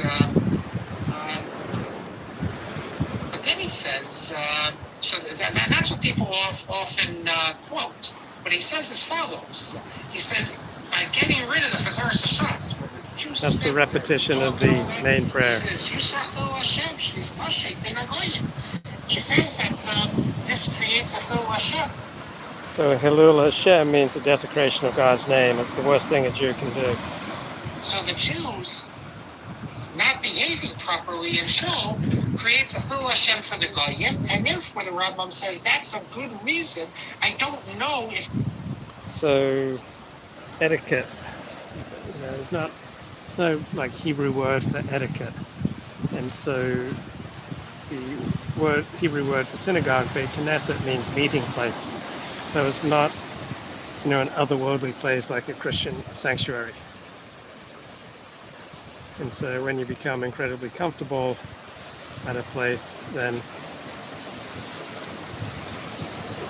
it's more difficult for your behavior to be otherworldly.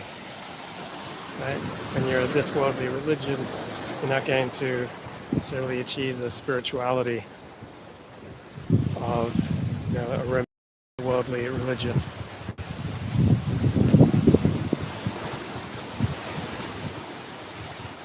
Good old Mark Shapiro just has a way of putting his finger on it.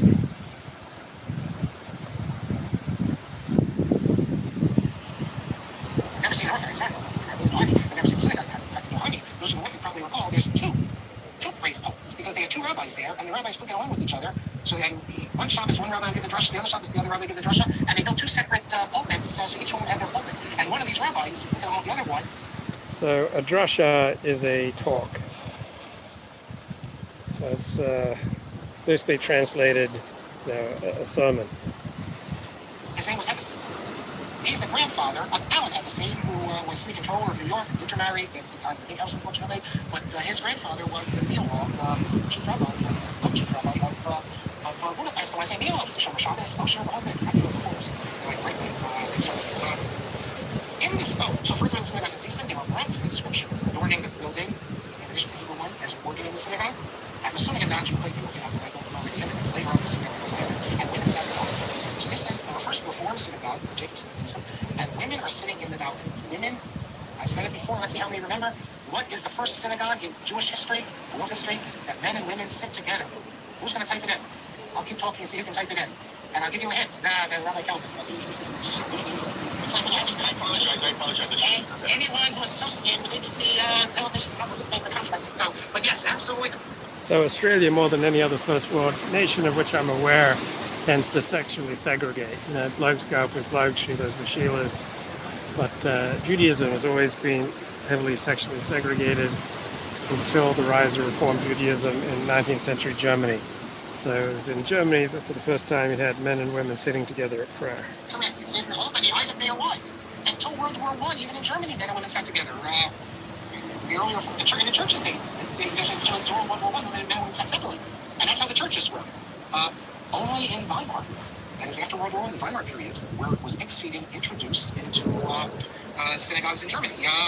Now they did remove the mechitza in Germany before Weimar. Wait, so I was wrong. It was Isaac Mayer Weiss, a Reform rabbi in America, who developed the first synagogue where men and women sat together at prayer. So that's 19th century America. So that innovation happened in the United States, not in Germany. And in some cases, the women came down from Belgium and sit with men. They sat separately on the same level. And that's Rabbi, you said Albany, who introduced it, Isaac Mayer Weiss.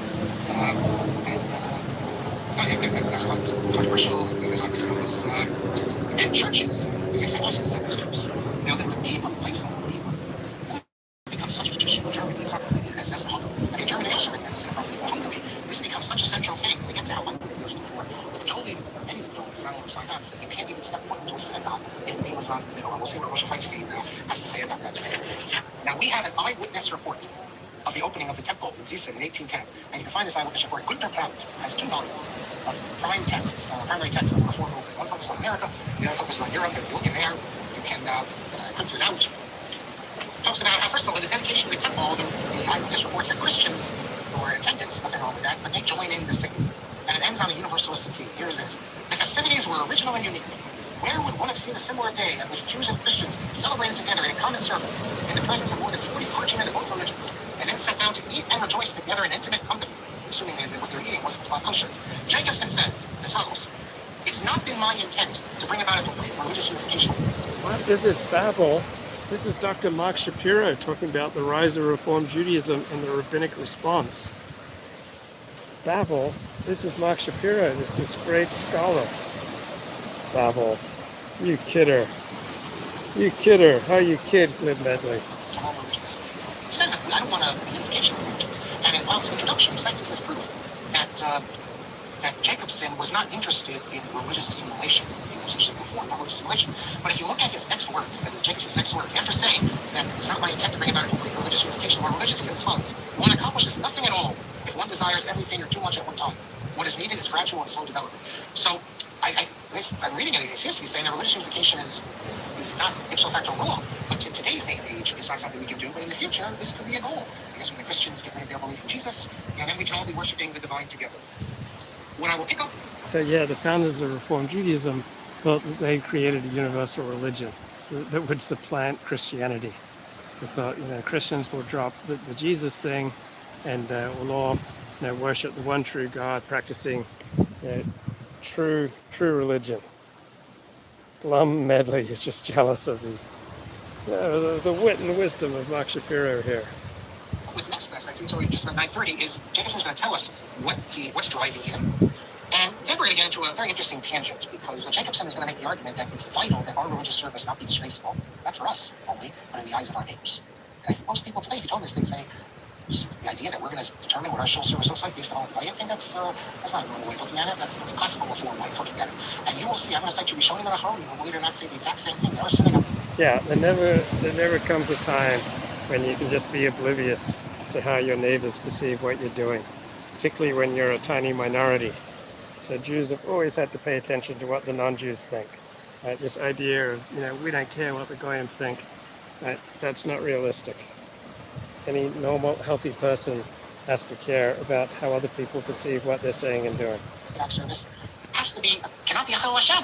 The very concept of a synagogue service can be a Chil Hashem in the eyes of the Goyim. And then we'll move on to Freelander. Lots of good stuff coming up. Let me make a note here. Let me take the questions, lots of questions. Someone asked privately, last week I spoke about maybe credit for Cohen to go to the funeral of a non-Jew. Sometimes the person could have been Jewish, but may not have been aware of it, someone says. Yeah, it's possible, but generally we don't make that assumption. The Gemara always deals with that. Someone could be descended from the 12 tribes, the 10 tribes. You can always have a suffix, but unless you know otherwise, if you know that someone's a Christian, then you know, you can assume that. After all, we do much more important things than going to funerals. I mean, we use non-Jews as a Shabbos guy. And there have been some cases. There was a case in Israel, supposedly, where the Shabbos guy, turns out he was Russian, turns out he was actually Jewish. They thought he wasn't Jewish. But they have crazy cases like that. But generally, we have a concept of Shabbos guy, and we don't worry that maybe 4 generations ago his maternal grandmother was Jewish. So the Shabbos Goy is a non-Jew who does things for the Jew on the Sabbath that the Jew's not allowed to do. So the problem with having a Shabbos Goy is it makes Judaism look stupid. It makes Jewish law look stupid. It makes Jews look like they're just trying to get around God's law. Apparently tells us from the Oris also said YUJSS. He's actually the translator of the. Some of you probably know that red volume of Tanakh, Judaic Press, which is a translation of all the Rashis of Tanakh and a selection of commentaries. The very first one that came out, in the 70s, I guess it is, Sefer Yoshua, that was done by Rabbi Oretz. Which says Oretz started Esther Schoenfeld. Well, I have to, back in the day, I have to say that I don't even know what Esther Schoenfeld is. I guess it's a school. I never heard of it. Someone probably points out in the Torah, Sota spelled with a sin. You seem to imply there was a Samach. Well, and then you say by the time of Chazal, no difference in pronunciation, all the way to the Samach. The Chazal writes it as a Samach. The Rambam still writes it as a sin. The word Satah is sin 10a. Why there was a change, I always thought because they sounded the same, so it didn't really matter. But I don't know why they were not from. Someone Sprinza says that Islam was not considered idolatry of monotheistic Christianity because of the Trinity is considered as questionable as a monotheistic religion. Yes, so you say that may be a difference in why the Marranos were okay to convert to be secret Jews. No, I don't understand because the Marranos were converting to Christianity, not to Islam. That's it's the same thing. The Marranos were speaking about, or conversos, they were dealing with Christianity both in France and Germany, as well as in Spain and Portugal. It is the case that there was an earlier in Spain, forced conversions of Ramos than the Allies. That's, crazy. Now, what I'm saying actually is that many of the Muslims didn't consider it, many of the Jews didn't consider it the same as in conversion the same, because they're converting to. Right, so for Orthodox Jews, it's generally considered prohibited to walk inside a church, particularly if there are Christian services going on, because Christianity is considered a much greater compromise with monotheism than Islam, which from a Jewish perspective is much closer to monotheism than Christianity. So for a Jew to walk inside a church is considered a big deal. It's not something you really want to do if you want to maintain a good reputation in the Jewish community. Monotheistic religion. Absolutely. That's actually the case. But the thing is, we're speaking about in the end of the 14th century and the 15th century, we have mass conversions of Jews to Christianity in Spain. And then with the expulsion, you have the numbers are unbelievable. In fact, it seems like more Jews. This is great by Norman Roth. I just don't agree with him. No one's massive. Norman Roth is the majority of Jews converted to Christianity in Spain from 1391 on. And now there we're doing Christianity. So the question remains, why, when it came to Christianity in Spain and Portugal, do we not have the larger number that we have in the Christian lands of Germany, England, and France? So that we'll have to hold off to our nice bus trips where we go into great detail and we deal with the great disputes between the two Roths, Norman Roth and Cecil Roth. And Norman Roth's allies include Benziel Netanyahu and others, and Cecil Roth's allies, we have fun. Michael says, we got to that. Susanna says, well, Aramaic found its way into the Synod because that's what people understood. I'm not sure what... We were talking about the vernacular. So there was a time when Aramaic was the vernacular. And we have vernacular for the women in particular of Aramaic. Those not just for the women. We have it to this day in the Synod. We have Shmei and all other things that are Aramaic. In theory, we'll see there's nothing wrong with vernacular. It's Chazal tell us there's nothing wrong with it. The problem that the Gedolim had is how to say that it's wrong when when Chazal tell us that it... Okay, so Chazal refers to the rabbis, the Talmud. So rabbis who are rocking and rolling 2,500 to 1,500 years ago. And Shas is also another name for the Talmud. It's permissible. That's going to be one of the most difficult things that the Gedolim have to do, is when the reformers are going to say that we want to pray in the vernacular. So Gedolim refers to the great rabbis. When the rabbis are going to say you can't, how can you say you can't when the Rambam is explicit to feel the whole and the Gemara, etc.? Ellie says that my kids live in Berlin, in Kira for Louder, started a new community based on a wonderful place in Berlin. I don't know if that's related. I think that's related to what you're referring to is the Rabbiner seminar, the Adas Yisrael, in Berlin. On our trip there, we ate there, and I've been there a few different times, and that is the community. There's a Chabad community for Betechtal, but the non-Chabad, it's a community. We were there, we saw the nursery. There's lots of little kids playing, speaking German, but this is the Shomer Shabbos community of young people and working people, and there's people, not just Yeshivish people, but regular people, and it's a very, very nice community. And yes, you can please make the connection to your son-in-law. I'd love to, because when I go back to Germany, I'll be traveling around again. He's official rabbi of the German state. I assume he's a Muslim of the Rabbiner seminar. When we go on our Germany trip, we also eat with one of the rabbis who come from there. Yes, he was the second graduating class. Oh, so very good. Rabbi Shubnow says the term orthodoxy came from reform, used for them as a characterization against traditionalists. Matter of respect term. That's what her says. That it was a negative term, used a term. We'll get to that. But it's been accepted. It's not the only such term. I've said it already in the past. The term misnagdim was a term used by the Hasidim, and yet the Hasidim were used against the non-Hasidim. So yeah, orthodox was a term of derision that Reform Jews used for the traditionalists. Eventually the Orthodox came to adopt it. It's like the Mitnagdim, the opponents of Hasidim, right? They were called by the Hasidim, the Mitnagdim, meaning opponents, and eventually they came to embrace this term of derision. So just like queer, that used to be a pejorative term for homosexuals, and they've come to embrace it. Bye-bye.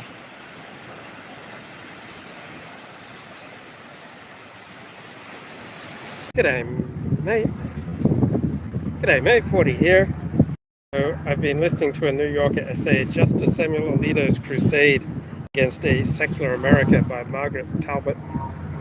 And one of her critiques of Justice Alito is that he quoted from James Taylor's song, Fire and Rain, without understanding that the meaning of the song was about James Taylor's fight with addiction. So she's an originalist. She believes that musical lyrics can only be understood in alignment with the original intention of the writer.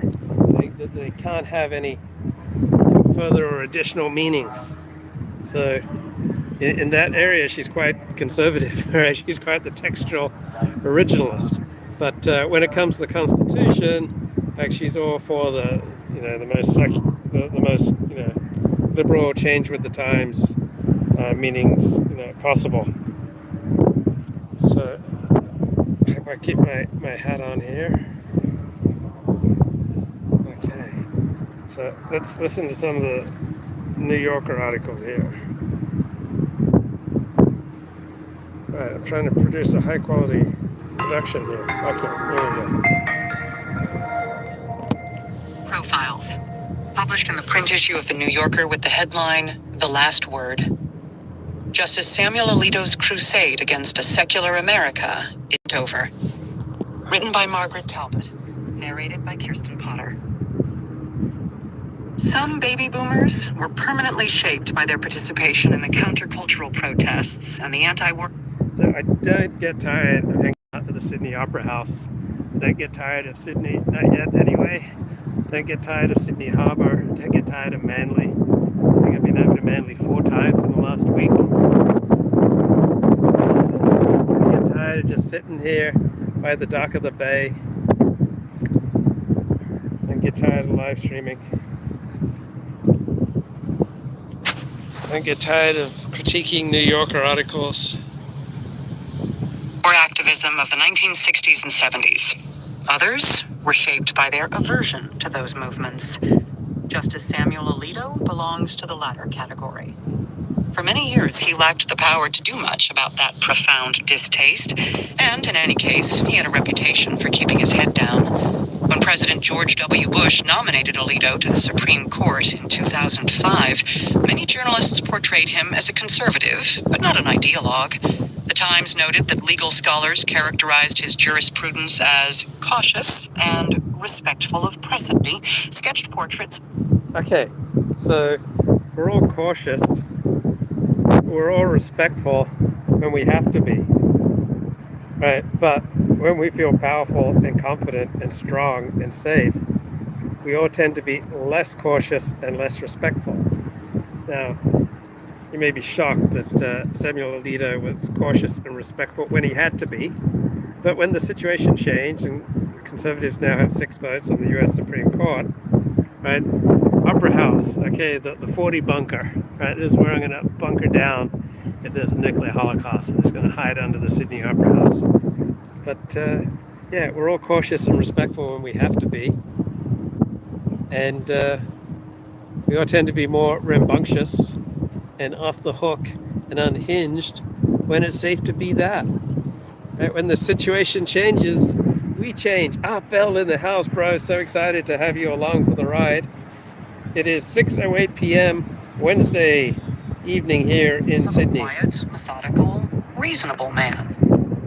On the court, even as Alito's opinions aligned consistently with the goals of the Republican Party, in particular of social conservatives, admirers praised him as pragmatic and Burkean. According to a 2018 C-SPAN PSB poll, he was the conservative justice the fewest Americans could name. And for years, he was overshadowed by his more flamboyant late colleague, Antonin Scalia, by Clarence Thomas, whose notorious confirmation hearings were followed by a rivetingly long silence on the bench, even by Neil Gorsuch, with his cussed libertarian streak. Richard Lazarus, a professor at Harvard Law School who has studied the court, told me that in Alito's first years as a justice, he was known primarily as Chief Justice John Roberts' right-hand man. Someone the chief could assign to write an opinion that would not be too flashy or provocative.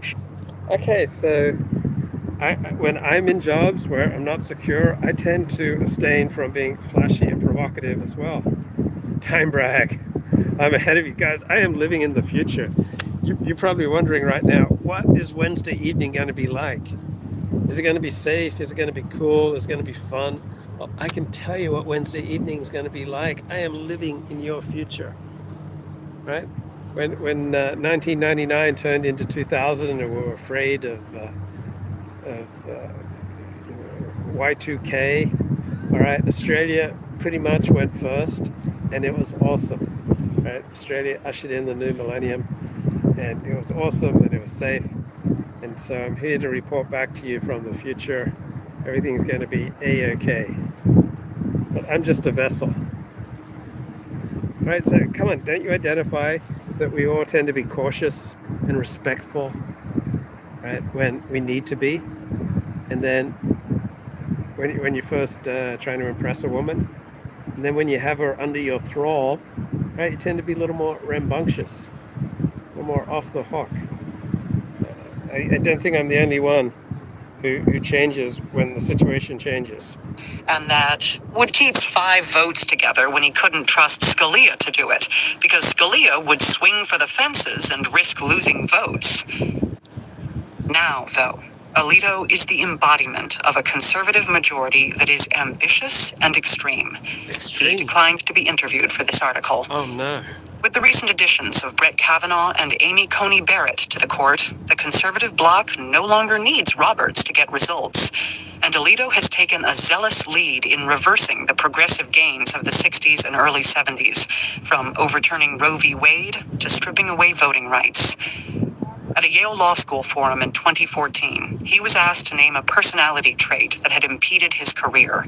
Alito responded that he'd held his tongue too often, that it probably would have been better if I said a bit more at various times. He's holding his tongue no longer. Indeed, Alito now seems to be saying whatever he wants in public, often with a snide pugnaciousness that suggests his past decorum was suppressing considerable resentment. Well, I think for most of us, our past decorum says considerable resentment. I hardly made any videos between 2012 and 2015. I lacked confidence. I just didn't really want to be seen. And notice those people on top of the Sydney Harbour Bridge, just under the I don't know, no, I don't think I can zoom in, but they're just under the flags there. You can go up there on a walk, but too expensive. So I don't like to spend money. The only things I spend money on gratuitously on this trip are ice creams and smoothies. So if I'm going to walk 10 miles, then 15 miles, then I deserve an ice cream. I deserve a smoothie.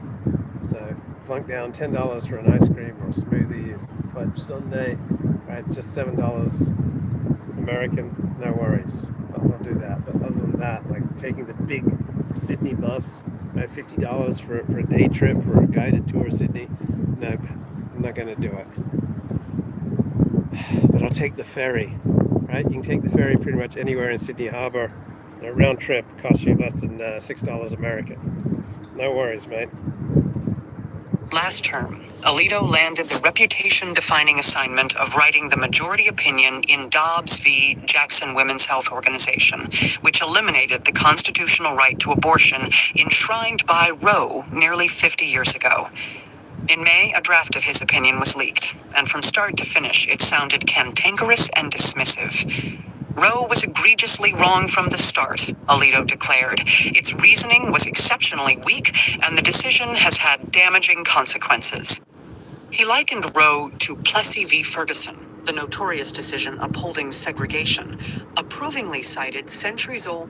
So also people, as they get older, it's not unusual they become more forthright, less careful, they don't weigh their words as much, they start speaking out more, they usually tend to feel more confident, they tend to be more agreeable in many ways, but if it's important to them, they'll just speak out. So I don't think that Samuel Alito's journey is that unusual. Old common law categorizing a woman who received an abortion after quickening as a murderess and used the inflammatory word personhood when... Wait. Why is personhood so inflammatory when it is applied to the fetus? Why is that inflammatory? So here we get down to a fundamental difference between the left and the right in their understanding of the self. So for the left, the self is buffered, it is strategic, it is autonomous. And for the right, the self is porous. All right, there isn't just a clinical state of fetus. The fetus is a human being in the process of becoming a human being. Right? And so we're not just autonomous. Right? It's not just a fetus and that's all it is. From a traditional perspective, the fetus is not just a separate state. The fetus is the human being, in process to more full realization. And describing fetal life. It was hardly... Right, she regards it as inflammatory to ascribe personhood to the fetus. Right? From a traditional perspective, or common sense perspective, we never talk about the fetus when it's going to be maintained. When we meet a pregnant woman, a friend, we don't say, how's the fetus? We say, how's the baby? We recognize that this is a human being in the process of becoming a human being. Right? We don't go, how's your fetal life? Is your fetal life acting up today? Back to the New Yorker. Sam Alito's crusade. Inevitable that Alito would be assigned the Dobbs opinion. Joan Biskupic, a CNN analyst and the author of a biography of Chief Justice Roberts, has reported that Roberts privately lobbied fellow conservatives to save the constitutional right to abortion down to the bitter end. Roberts wanted to validate the particular restriction at issue in Dobbs, a Mississippi ban on virtually all abortions after 15 weeks, but he opposed a wholesale rejection of Roe, which, among other things, had strengthened the notion that a right to privacy was implicit in the Constitution. If Roberts had successfully enlisted, say, the occasionally more... Okay, so this right to privacy implicit in the Constitution is absolutely bizarre. It's entirely eisegesis, reading a meaning into the text. It's not exegesis, deducing a meaning from the text. Right? There's no right to privacy in the U.S. Constitution.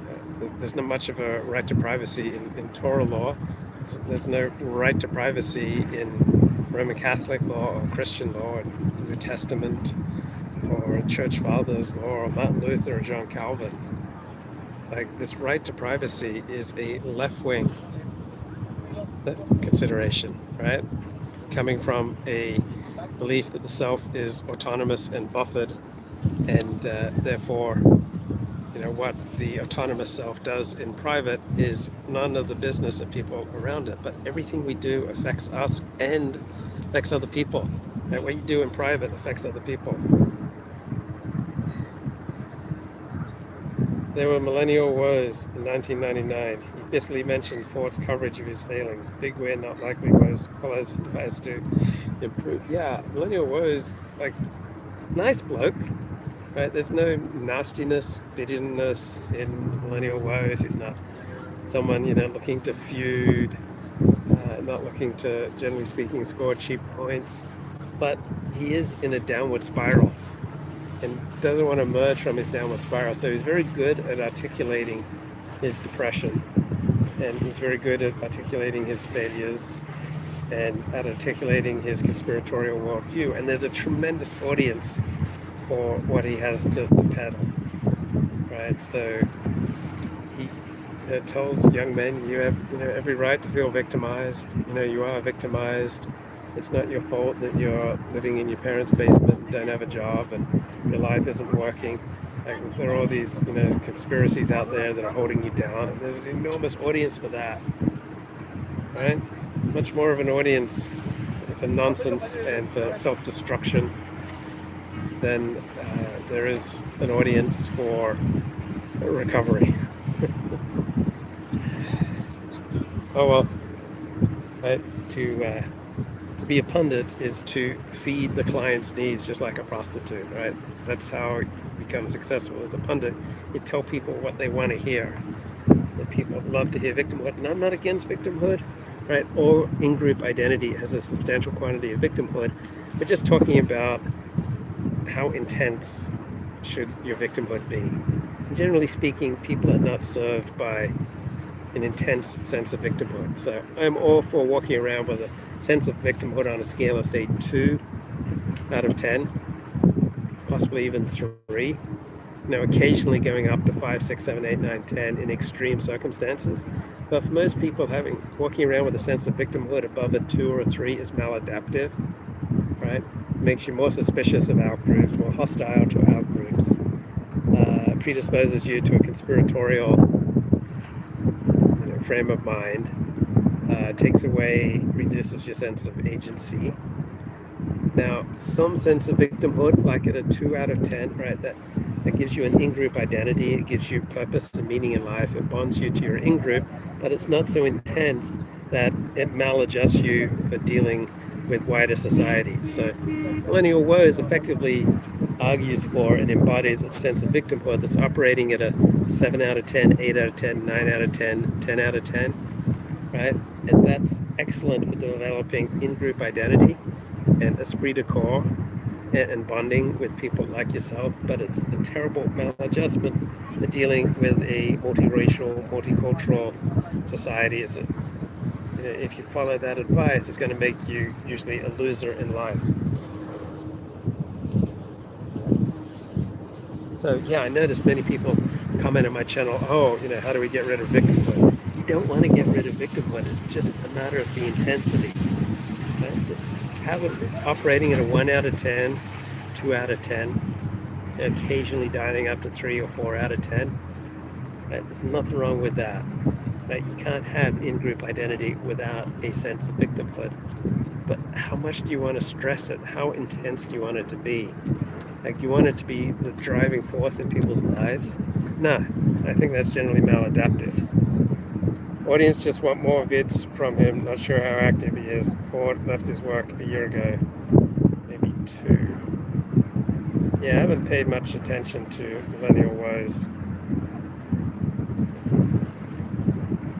It's just too easy. It's just like picking wings off a fly. So many of the people are just too easy to pick on. I just try to desist. There's nothing new and important there. And let's get back to this New Yorker article on Samuel Alito's battle against a secular America. Pretty scary stuff, right? His crusade. And it's not over, guys. This is from the New Yorker. It was hardly inevitable that Alito would be assigned the Dobbs opinion. Joan Biskupic, a CNN analyst and the author of a biography of Chief Justice Roberts, has reported that Roberts privately lobbied fellow conservatives to save the constitutional right to abortion down to the bitter end. Roberts wanted to validate the particular restriction at issue in Dobbs, a Mississippi ban on virtually all abortions after 15 weeks, but he... So I guess Ann Coulter was right. Justice John Roberts has been a real disappointment on the court. Like, he changed his vote to ratify Obamacare, which was a $2 trillion transfer over the course of a decade from productive Americans to less productive Americans. So Ann Coulter was right. Justice John Roberts has been a great disappointment for conservatives. Luckily, we now have 5 authentic conservatives on the court, aside from John Roberts. Opposed a wholesale rejection of Roe, which, among other things, had strengthened the notion that a right to privacy was implicit in the Constitution. If Roberts had successfully enlisted, say, the occasionally more moderate Kavanaugh, he would have had the authority to assign the opinion, as the Chief Justice typically does when he is in the majority. Indeed, Roberts might well have written the opinion himself, producing a text that felt more conciliatory than Alito's, something less openly contemptuous of the justices who had crafted Roe and its sequel, Planned Parenthood v. Casey, and more mindful of the fact that a majority of Americans support abortion rights. But, So when left-wing courts overturned referendums passed by the majority of the population, you don't hear left-wing publications like the New Yorker or Los Angeles Times or New York Times saying, oh, it's important that the court be respectful of the majority opinion of the population. No, you crush the majority. So when the left's in power, they want to crush majority opinion. So when the majority of Californians voted for Roe v. Wade, voted for Proposition 187 to deny benefits to illegal aliens, right? Important that be crushed. When the majority of Californians voted against allowing same-sex marriage, and it's important that the court absolutely crush these bigoted, hateful, uneducated opinions. But when the right now has power on the Supreme Court, right, now suddenly the left wants the court to be respectful of the opinions of the majority of Americans. Why wasn't it important to the left that courts be respectful of the majority of opinions when the left was in power in the court and the right was winning the popular vote? So this is an article in the New Yorker. Justice Alito told me it was quite clear coming into conference after the oral argument that Roberts' rationale was going to be much narrower than what the other 5 conservative justices wanted to say. Given this gulf, Roberts couldn't insist on writing the main opinion himself. Traditionally, when the Chief Justice isn't in the majority, or is nominally voting with it but making a substantially different argument, the most senior justice in the winning bloc assigns the opinion. In this case, that was Thomas, and he chose Alito. After the draft leaked, many court observers predicted that, though the opinion's substance wasn't likely to change, its tone surely would. It might at least lose a chilling reference to an insufficient domestic supply of adoptable infants, a problem that would be fixed, presumably, by forcing more Americans to carry pregnancies to term. But the final Okay, how about not forcing, right? It's not forcing the majority of Americans, they can travel to another state. It's changing incentives, right? It's incentivizing more people to carry babies to term. So if you want to adopt a white child, there basically aren't any, white infants, healthy white infants to adopt in America, right? You want to adopt a child in America, right, born in America, overwhelmingly it has to be a black kid. Overwhelmingly, abortions are carried out for black women of color. Right? Those are the overwhelming number of abortions. So almost no Jewish children available for adoption anymore. It used to be fairly common. Like if a Jewish couple wanted to adopt a Jewish infant, it could be arranged. But since Roe v. Wade, nope, you can't find them in America.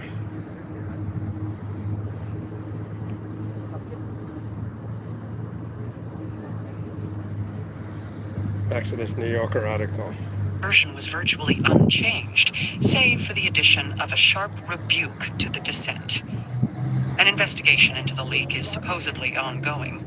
According to Biscupic, clerks were asked to sign affidavits and provide cell phone records. We saw an emboldened Alito this term, Lazarus said. Unlike when he first joined the court, he no longer needs to curry favor from the chief. Robert's view of Dobbs was characteristic. He has long favored narrowly tailored. And Spencer is big time. He presses ahead with his schemes, says Art Bell. And schemes and scams. No, I don't think it's a scam. I think actually, because Richard Spencer's gone much smaller time, he's become more humble. He's literally become sober, right? He's largely quit drinking. He has, stopped talking about building the ethno-state and, absurd plans. So I think it's the very opposite of what you're saying, Art Bell. He has become more sober. His plans are much smaller. He's living much more in reality. And a sober Spencer is a much more thoughtful Spencer, much less deluded Spencer. It's a humbler Spencer. He's been humbled by life. So I don't see any scams in what Richard Spencer's doing. He does a Substack for $9 a month. There's a ton of content on there. He produces courses on Plato and on Nietzsche. Not a scam, right? I think these are authentic courses. You get what you pay for. So my perspective is very opposite of yours there, Art Bell. I think Richard is doing, honest, realistic, value for money courses, because this is a humbled and sober Richard Spencer. The Richard Spencer we saw in 2015, 2016, 2017 was an intoxicated Richard Spencer, very well under the influence of illegal drugs, but in virtually every live stream he was intoxicated. Now getting a newly sober Spencer who will go several days apparently without taking a drink.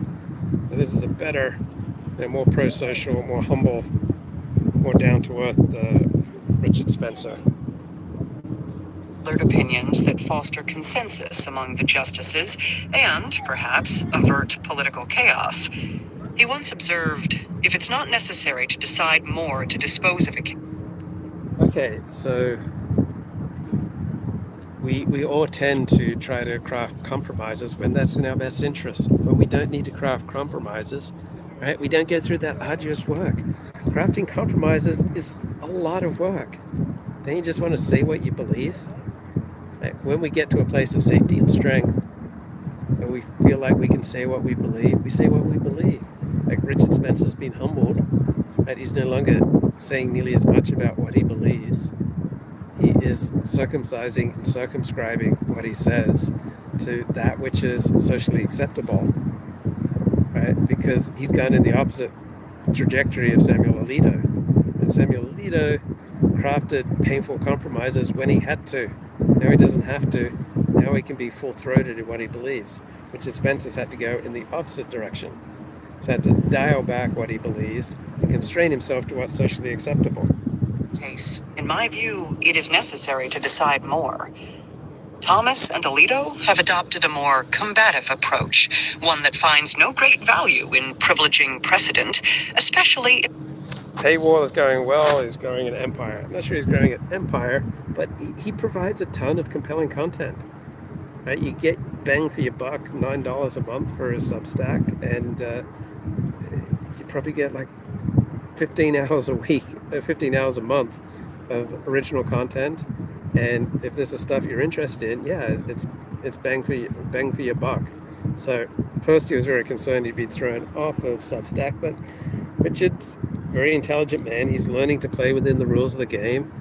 He's kept his place on Twitter, and he's maintaining his Substack, and he's not gratuitously making enemies. And it's interesting, Michael Edison Hayden, right, the Antifa activist, also serves as Southern Poverty Law Center journalist, says that he knows things that the rest of us don't, and that Richard has repented for his sins, and that Richard's abandoned the whole racial game. So Michael Edison Hayden made some interesting tweets saying that people should lay off Richard Spencer. So why should Michael Edison Hayden, an Antifa activist, right? It's a left-wing crusader, like this Southern Poverty Law Center hitman, why is Thomas Edison Hayden, this gay guy from the Upper West Side of Manhattan, why is he going to bat for Richard Spencer? And that's curious. These are open tweets that Michael Edison Hayden made about a month ago, saying, lay off Richard Spencer. He says, Michael Edison Hayden says, I know things that you don't know. So stop criticizing Richard Spencer. Stop giving Richard Spencer a hard time. So why is Antifa going to bat for Richard Spencer? Why is the Southern Poverty Law Center going to bat for Richard Spencer? Why is there activist Michael Edison Hayden saying he knows things that the rest of us don't, and that Richard Spencer should not be, harassed anymore? Like, what things does Michael Edison Hayden know that the rest of us don't? Curious minds want to know these things. If the precedent emanates from the 60s, when Chief Justice Earl Warren was pushing the court leftward, some justices, attentive to the immediate human risks of revoking the right to abortion, might have at least put on a show of sober humility. Well, there are risks in many different directions. It's not like there are only risks if you overturn Roe v. Wade. If you don't overturn Roe v. Wade, right, you're consenting to the killing of tens of thousands of babies. Right? Is that not a risk too? How is the risk here only operating in one direction? No matter how convinced they were that they were correct, and no matter how cognizant they were of having had the last word, they might, in public appearances, have tried not to antagonize the many Americans. Look, when tens of thousands of lives are at stake, why would you pussyfoot around? Why would you not issue a clarion call for life? Tens of thousands of lives are at stake. Why would you be, so sensitive and cautious, right, when thousands and thousands of lives are at stake? No comprendo. Americans who think differently. At a minimum, they might have resisted making a gloating joke. In July, Alito, who is 72, delivered a speech at the Palazzo Colonna in Rome for a gathering hosted by the University of Notre Dame Law School's Religious Liberty Initiative, a conservative group that has filed amicus briefs before the court. Faculty affiliated with the group also filed briefs in Dobbs.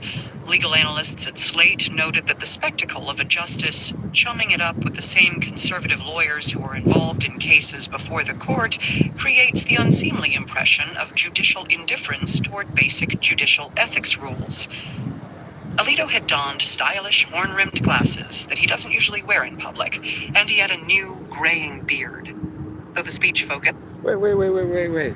Linda Greenhouse, NPR correspondent, right, had the journalistic beat of covering the U.S. Supreme Court, was very good friends with Ruth Bader Ginsburg. So when the left chums it up, when left-wing justices chum it up with journalists, with fellow left-wing elites, that's not a problem. It's only a problem when a right-wing justice chums it up with some traditional group, right? Why isn't Linda Greenhouse's long friendship with Ruth Bader Ginsburg while she's covering the U.S. Supreme Court for NPR? Why isn't that a problem? Okay, we got an issue here. So we got this boat, going right in front of a ferry. Okay, let's see if we're going to have a collision here. That's Meshuggah. Absolutely crazy. Like, what on earth is that little boat thinking?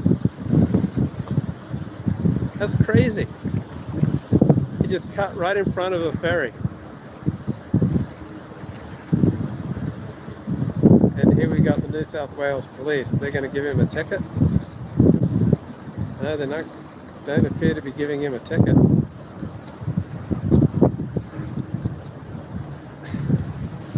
This little dinky speedboat, cutting in front of a massive onrushing ferry, but New South Wales police not interested in giving this guy a ticket. I mean, that was pretty reckless. Come on, guys.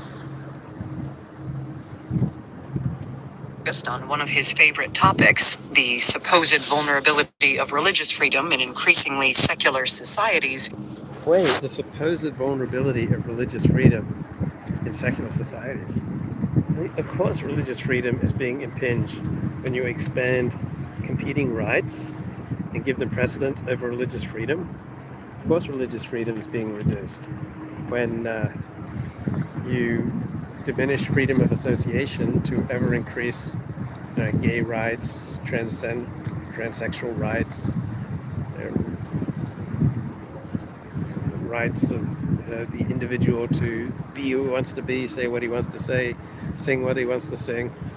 Right? You're reducing the rights of people to freely associate, to build their own communities. You can only have a safe space like Sydney Opera House by excluding people. Right? When you reduce the ability of religious communities to exclude people, to not employ people, to not rent to people, that you are reducing religious rights. Religion isn't just something that takes place in a church, a synagogue. Right? The primary basis for Judaism, for example, is not the synagogue, it's the home.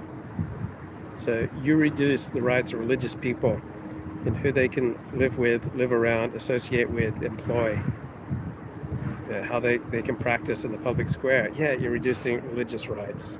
So she's talking about supposed reduction in religious liberty. He couldn't resist crowing about Dobbs. I had the honor this term of writing, I think, the only Supreme Court decision in the history of that institution that has been lambasted by a whole string of foreign leaders, Alito said. One of these was former Prime Minister Boris Johnson, but he paid the price. Johnson resigned earlier this summer. The audience laughed heartily. But others are still in office, Alito continued, suppressing a smile. President Macron and Prime Minister Trudeau, I believe, are too. The laughter grew fainter, but Alito was on a roll. It was time for a dad joke about Voldemort. What really wounded me was when the Duke of Sussex addressed the United Nations and seemed to compare the decision whose name may not be spoken with the Russian attack on Ukraine. The Duke of Sussex, more commonly known as Prince Harry, had said, "This has been a painful year in a painful decade," citing the pandemic, climate change, the war in Ukraine, the spread of disinformation, and the reduction in civil liberties. Well, reduction of one liberty, such as the right to an abortion, expands liberty to tens of thousands of other people. They have the right to live. Right? So it's not like you can ever reduce rights for one group and not expand them for another, or expand them for one group and not reduce them for another. And there's not like an infinite quantity of rights in the world where no one ever suffers when one group gets the advantage, gets an expansion, gets a sacred status. The rolling back of constitutional rights here in the United States. Alito's smile reappeared. On the bench, he is often serious, even scowling, especially when his liberal colleagues are speaking. But in Rome? All right, well, when I'm under pressure, I'm often serious. And when I'm doing hard work, sometimes I'm scowling. And when I'm dealing with things that I don't like, I get unpleasant looks on my face. Yeah. Guess what? When we're happy, when we're comfortable, when we're with like-minded people, we're much more likely to be positive. And when we're dealing with nasty stuff that we don't like, we're dealing with difficult things, our face looks different.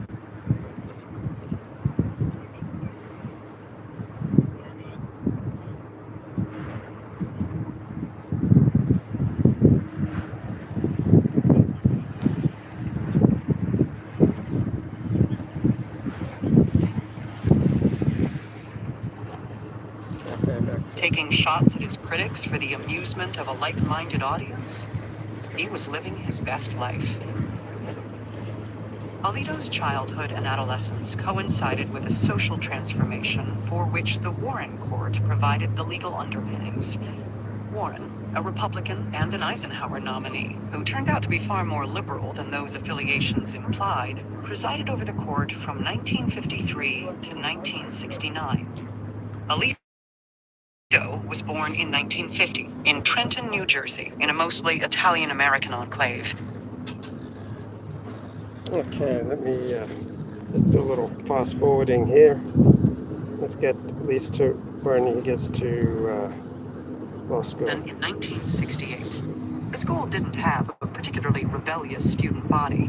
During the 1969 moratorium to end the war in Vietnam, the school's Students for a Democratic Society contingent carried signs that said, "Even Princeton." Nevertheless, the university saw its share of sit-ins and marches during Alito's years there, and his already deeply held political allegiances put him at odds with the left-wing youth culture surrounding him. His cultural tastes made him an outlier, too.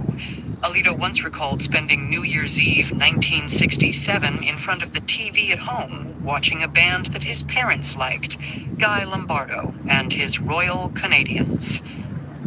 One of Alito's college roommates, David Grace, told me, Sam was offended by the more extreme instances of anti-war protest. Alito has said that he could understand opposition to the war, but felt it was very wrong to allow discontent with government leaders to be expressed as antipathy to the United States. In Alito's sophomore... So they portray Sam Alito as some square, that he would watch a band on TV that his parents liked. God forbid that you carry on any cultural practices, traditional practices, religious practices, that your parents liked. God forbid. More year, students staged an anti-war strike after President Richard Nixon ordered the invasion of Cambodia. 80% of the student body took part. The administration announced that students could waive their exams. By several accounts, Alito was frustrated that the strikes might disrupt his education. Oh, wow. So who wouldn't be frustrated if administration says, you can just waive your exams. We're just going to give up on providing you an education. You kids know better. I think you're our conscience. Go ahead with your protests against the war. We'll just cave over. We'll just abandon our responsibilities to provide you with an education. It sounds like Sam Alito, in some respects, was quite the mature young man.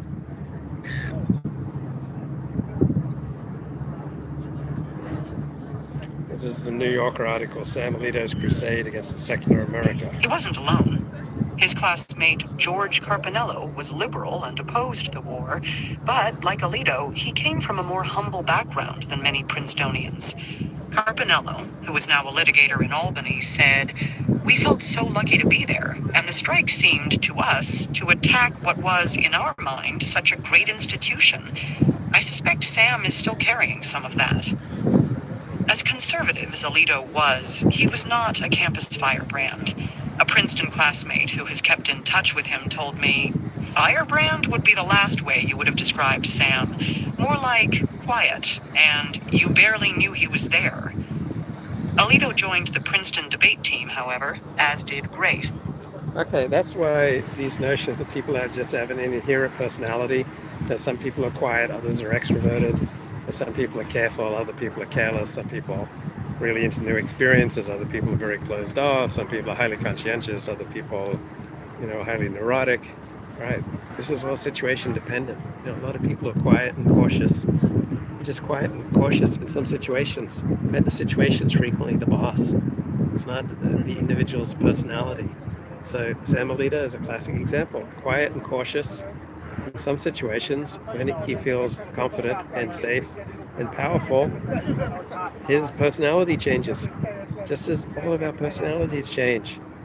When we're under fire, when we're under pressure, when we're struggling to form some sort of compromise, right, we're going to be careful and even quiet. When we feel safe and strong and comfortable and confident, right, we become much more outgoing.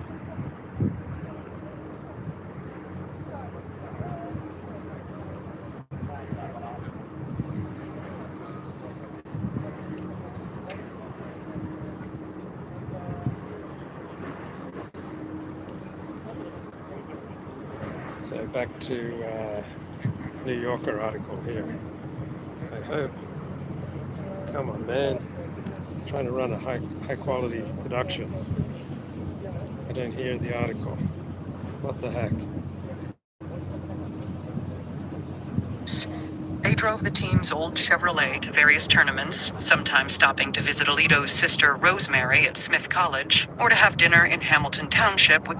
So he was more into going to debate tournaments than listening to rock and roll and smoking dope and participating in free love.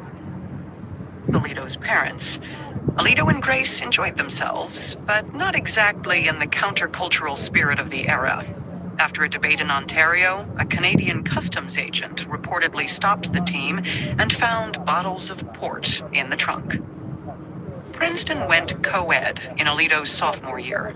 Alice Kalikian, who became a friend of his, remembered hanging out with him around a microwave oven that had just been installed on campus, warming up chocolate chip cookies while talking about Italy and the philosopher John Rawls. Kalikian, who dated one of Alito's friends, noted that Alito was always very respectful of me, adding, "A lot of male classmates were not." Still, feminism was in the air. Young women were talking about new possibilities for living independent and fulfilling lives, about ways they might explore sexuality without committing to marriage and family right off, about their determination to create a less misogynistic society. In 1973, the year after Alito graduated, the Supreme Court issued its Roe decision. Kalikian, now a history professor at Brandeis University, told me, "Sam was Trenton Italian and I was Chicago Armenian." That felt to her like some sort of commonality, but they had different attitudes toward the tight-knit, convention-bound immigrant communities from which they'd emerged. She felt that she was breaking away from hers. He remained tethered to his. Alito later told an interviewer for the National... Okay, so belonging to a community always comes with a price, right? Just doing your own thing without regard to how that might affect other people in your group, and that's going to limit your ability to live in community. So some people just have an allergy to living in community because it's a challenge. It's difficult, right? You just can't do your own thing and not pay a price. Right? Living in community requires self-discipline, self-abnegation, self-sacrifice. Now, the emotional energy and the strength, the benefits, the connection, right, I think are all worth it. But some people just put a much higher value on living in community than others. You know, I can't imagine life without living in community.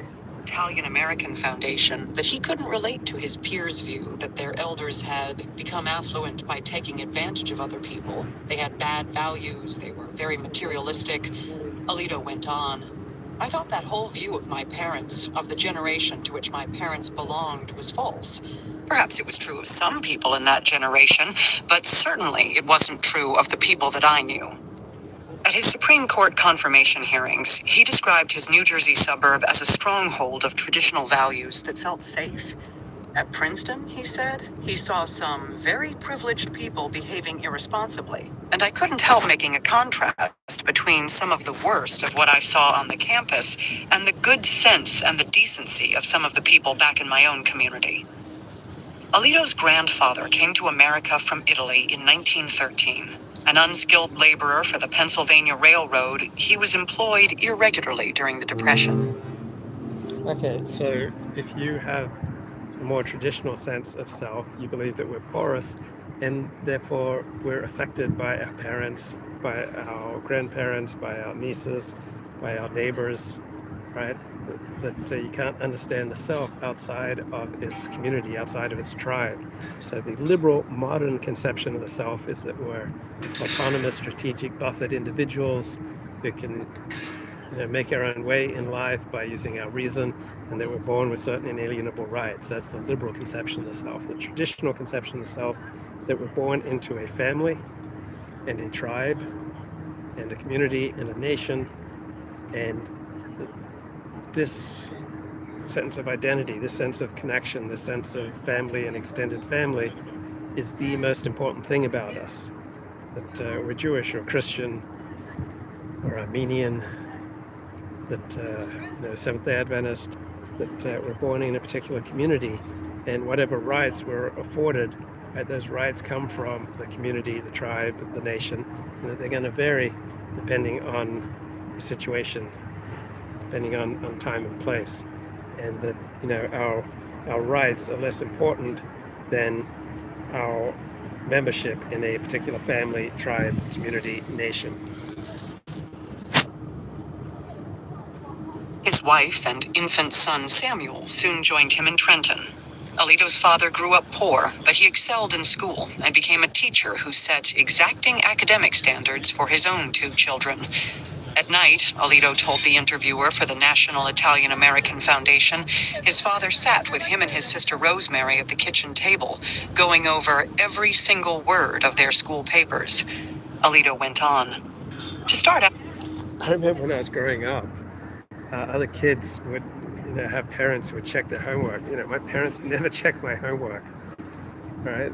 They had nothing to do with my homework. So did your parents work with you on your homework? Did they check off your homework every night? No, my parents were much more detached. Like my brother, I think when he was like 14 or 15, he would just hitchhike to Bathurst, which is like 2 hours drive away, to watch races all day, and then come home at night and with nary a question or concern from my parents. From about age 5, I would wander off into the bush all day, chopping down trees with a tomahawk. Oh, they checked your homework, bro? Yeah, my parents never did that.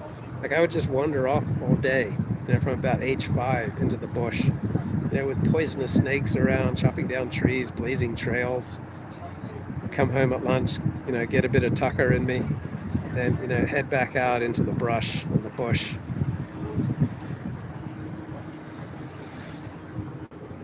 It was very painful, but I think that's how you have to learn writing. Rosemary now practices employment law in New Jersey. Their mother, Rose Fredusco Alito, whom Alito has called a very intelligent, very determined, very strong-willed person, was an elementary school teacher and a principal. In 2006, she told the Washington Post that, "When the first baby came, I said, 'Sam, our children are going to be the smartest children in Hamilton Township.'" Alito had big plans for himself, too. His senior year yearbook entry at Princeton shows a young man with neatly trimmed hair and a serious gaze behind bulky eyeglasses. The entry reads, "Sam intends to go to law school and eventually to warm a seat on the Supreme Court." Years later, when he sat on the court, he described the line as a joke. If it was a subtle one. While at Princeton, Alito was enrolled in ROTC, and he was upset when the Board of Trustees voted in 1970 to terminate the program over the course of the next 2 years. At his court confirmation hearings, he said the prevailing attitude on campus had been that Princeton would somehow be sullied if people in uniform were walking around. Yeah, that is kind of absurd, right? So all these elite premier universities that wanted nothing to do with ROTC, which is a military program, right? They want nothing to do with the military, which secures them, keeps them safe, protects them, and Princeton somehow would be sullied. Yeah, I think I share Samuel Alito's attitudes to how fatuous that is. The program was reinstated as an extracurricular activity in 1972, but the situation continued to irk Alito. During his confirmation hearings, Democratic senators, Joe Biden among them, pressed him to answer why, on his 1985 application for the Office of Legal Counsel job, he had listed membership in an organization called the Concerned Alumni of Princeton, CAP. The group was made up of disgruntled former Princetonians who criticized various changes on campus, including coeducation and the university's efforts to recruit minorities and public school graduates. Princeton, the group's founder declared, should consist of a body of men relatively homogeneous in interests and backgrounds. Right, so the more you have in common with people, right, the better you're going to get along, the less crime you're going to have, the more social cohesion, the more social trust, everything's going to work more smoothly. You're going to need less litigation, fewer laws, less regulation, right? Once once you have a strong corporate identity, you don't have to litigate every little thing. You don't have to negotiate every little thing. You know, it's wonderful when you can be with, you know, like-minded people, people like yourself. Like a normal person just feels less tension. They feel more at ease in the world, and things work better. So there are advantages to diversity as well, but it comes with tremendous prices. You get more litigation, more regulation, and people feel less safe, that you have to negotiate more little things.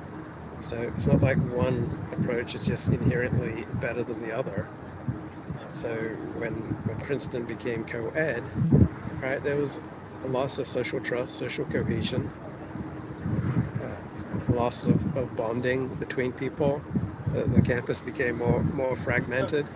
Right? When women enter the picture, you know, men feel less at ease. They start having to regulate their own speech and behavior much more. So it's not like, oh, we're just going to, you know, increase rights for one group, but that's not going to come at a price to anyone else. Of course, it comes at a price. And men dramatically change their speech and behavior when women enter the picture. They are less comfortable. You know, with America and extreme diversity, you know, everybody feels ill at ease, mixing with people completely unlike themselves. Senator Patrick Leahy told Alito he was puzzled that someone with his background would want to join such an ultra-WASP club. Alito said that he didn't recall joining the group, but had likely been prompted by his objection to the downgrading of the ROTC program, which Cap also cared about, though not as much as it cared about preserving Princeton for elite white males. Another classmate of Alito's, the future Fox News. So often when you form coalitions, right, when there's an issue that's of pressing, you know, importance to you, you make alliances with people who you otherwise would not feel that much in common with. So it's not terribly surprising that Samuel Alito would do that. Yeah, that's the Holland America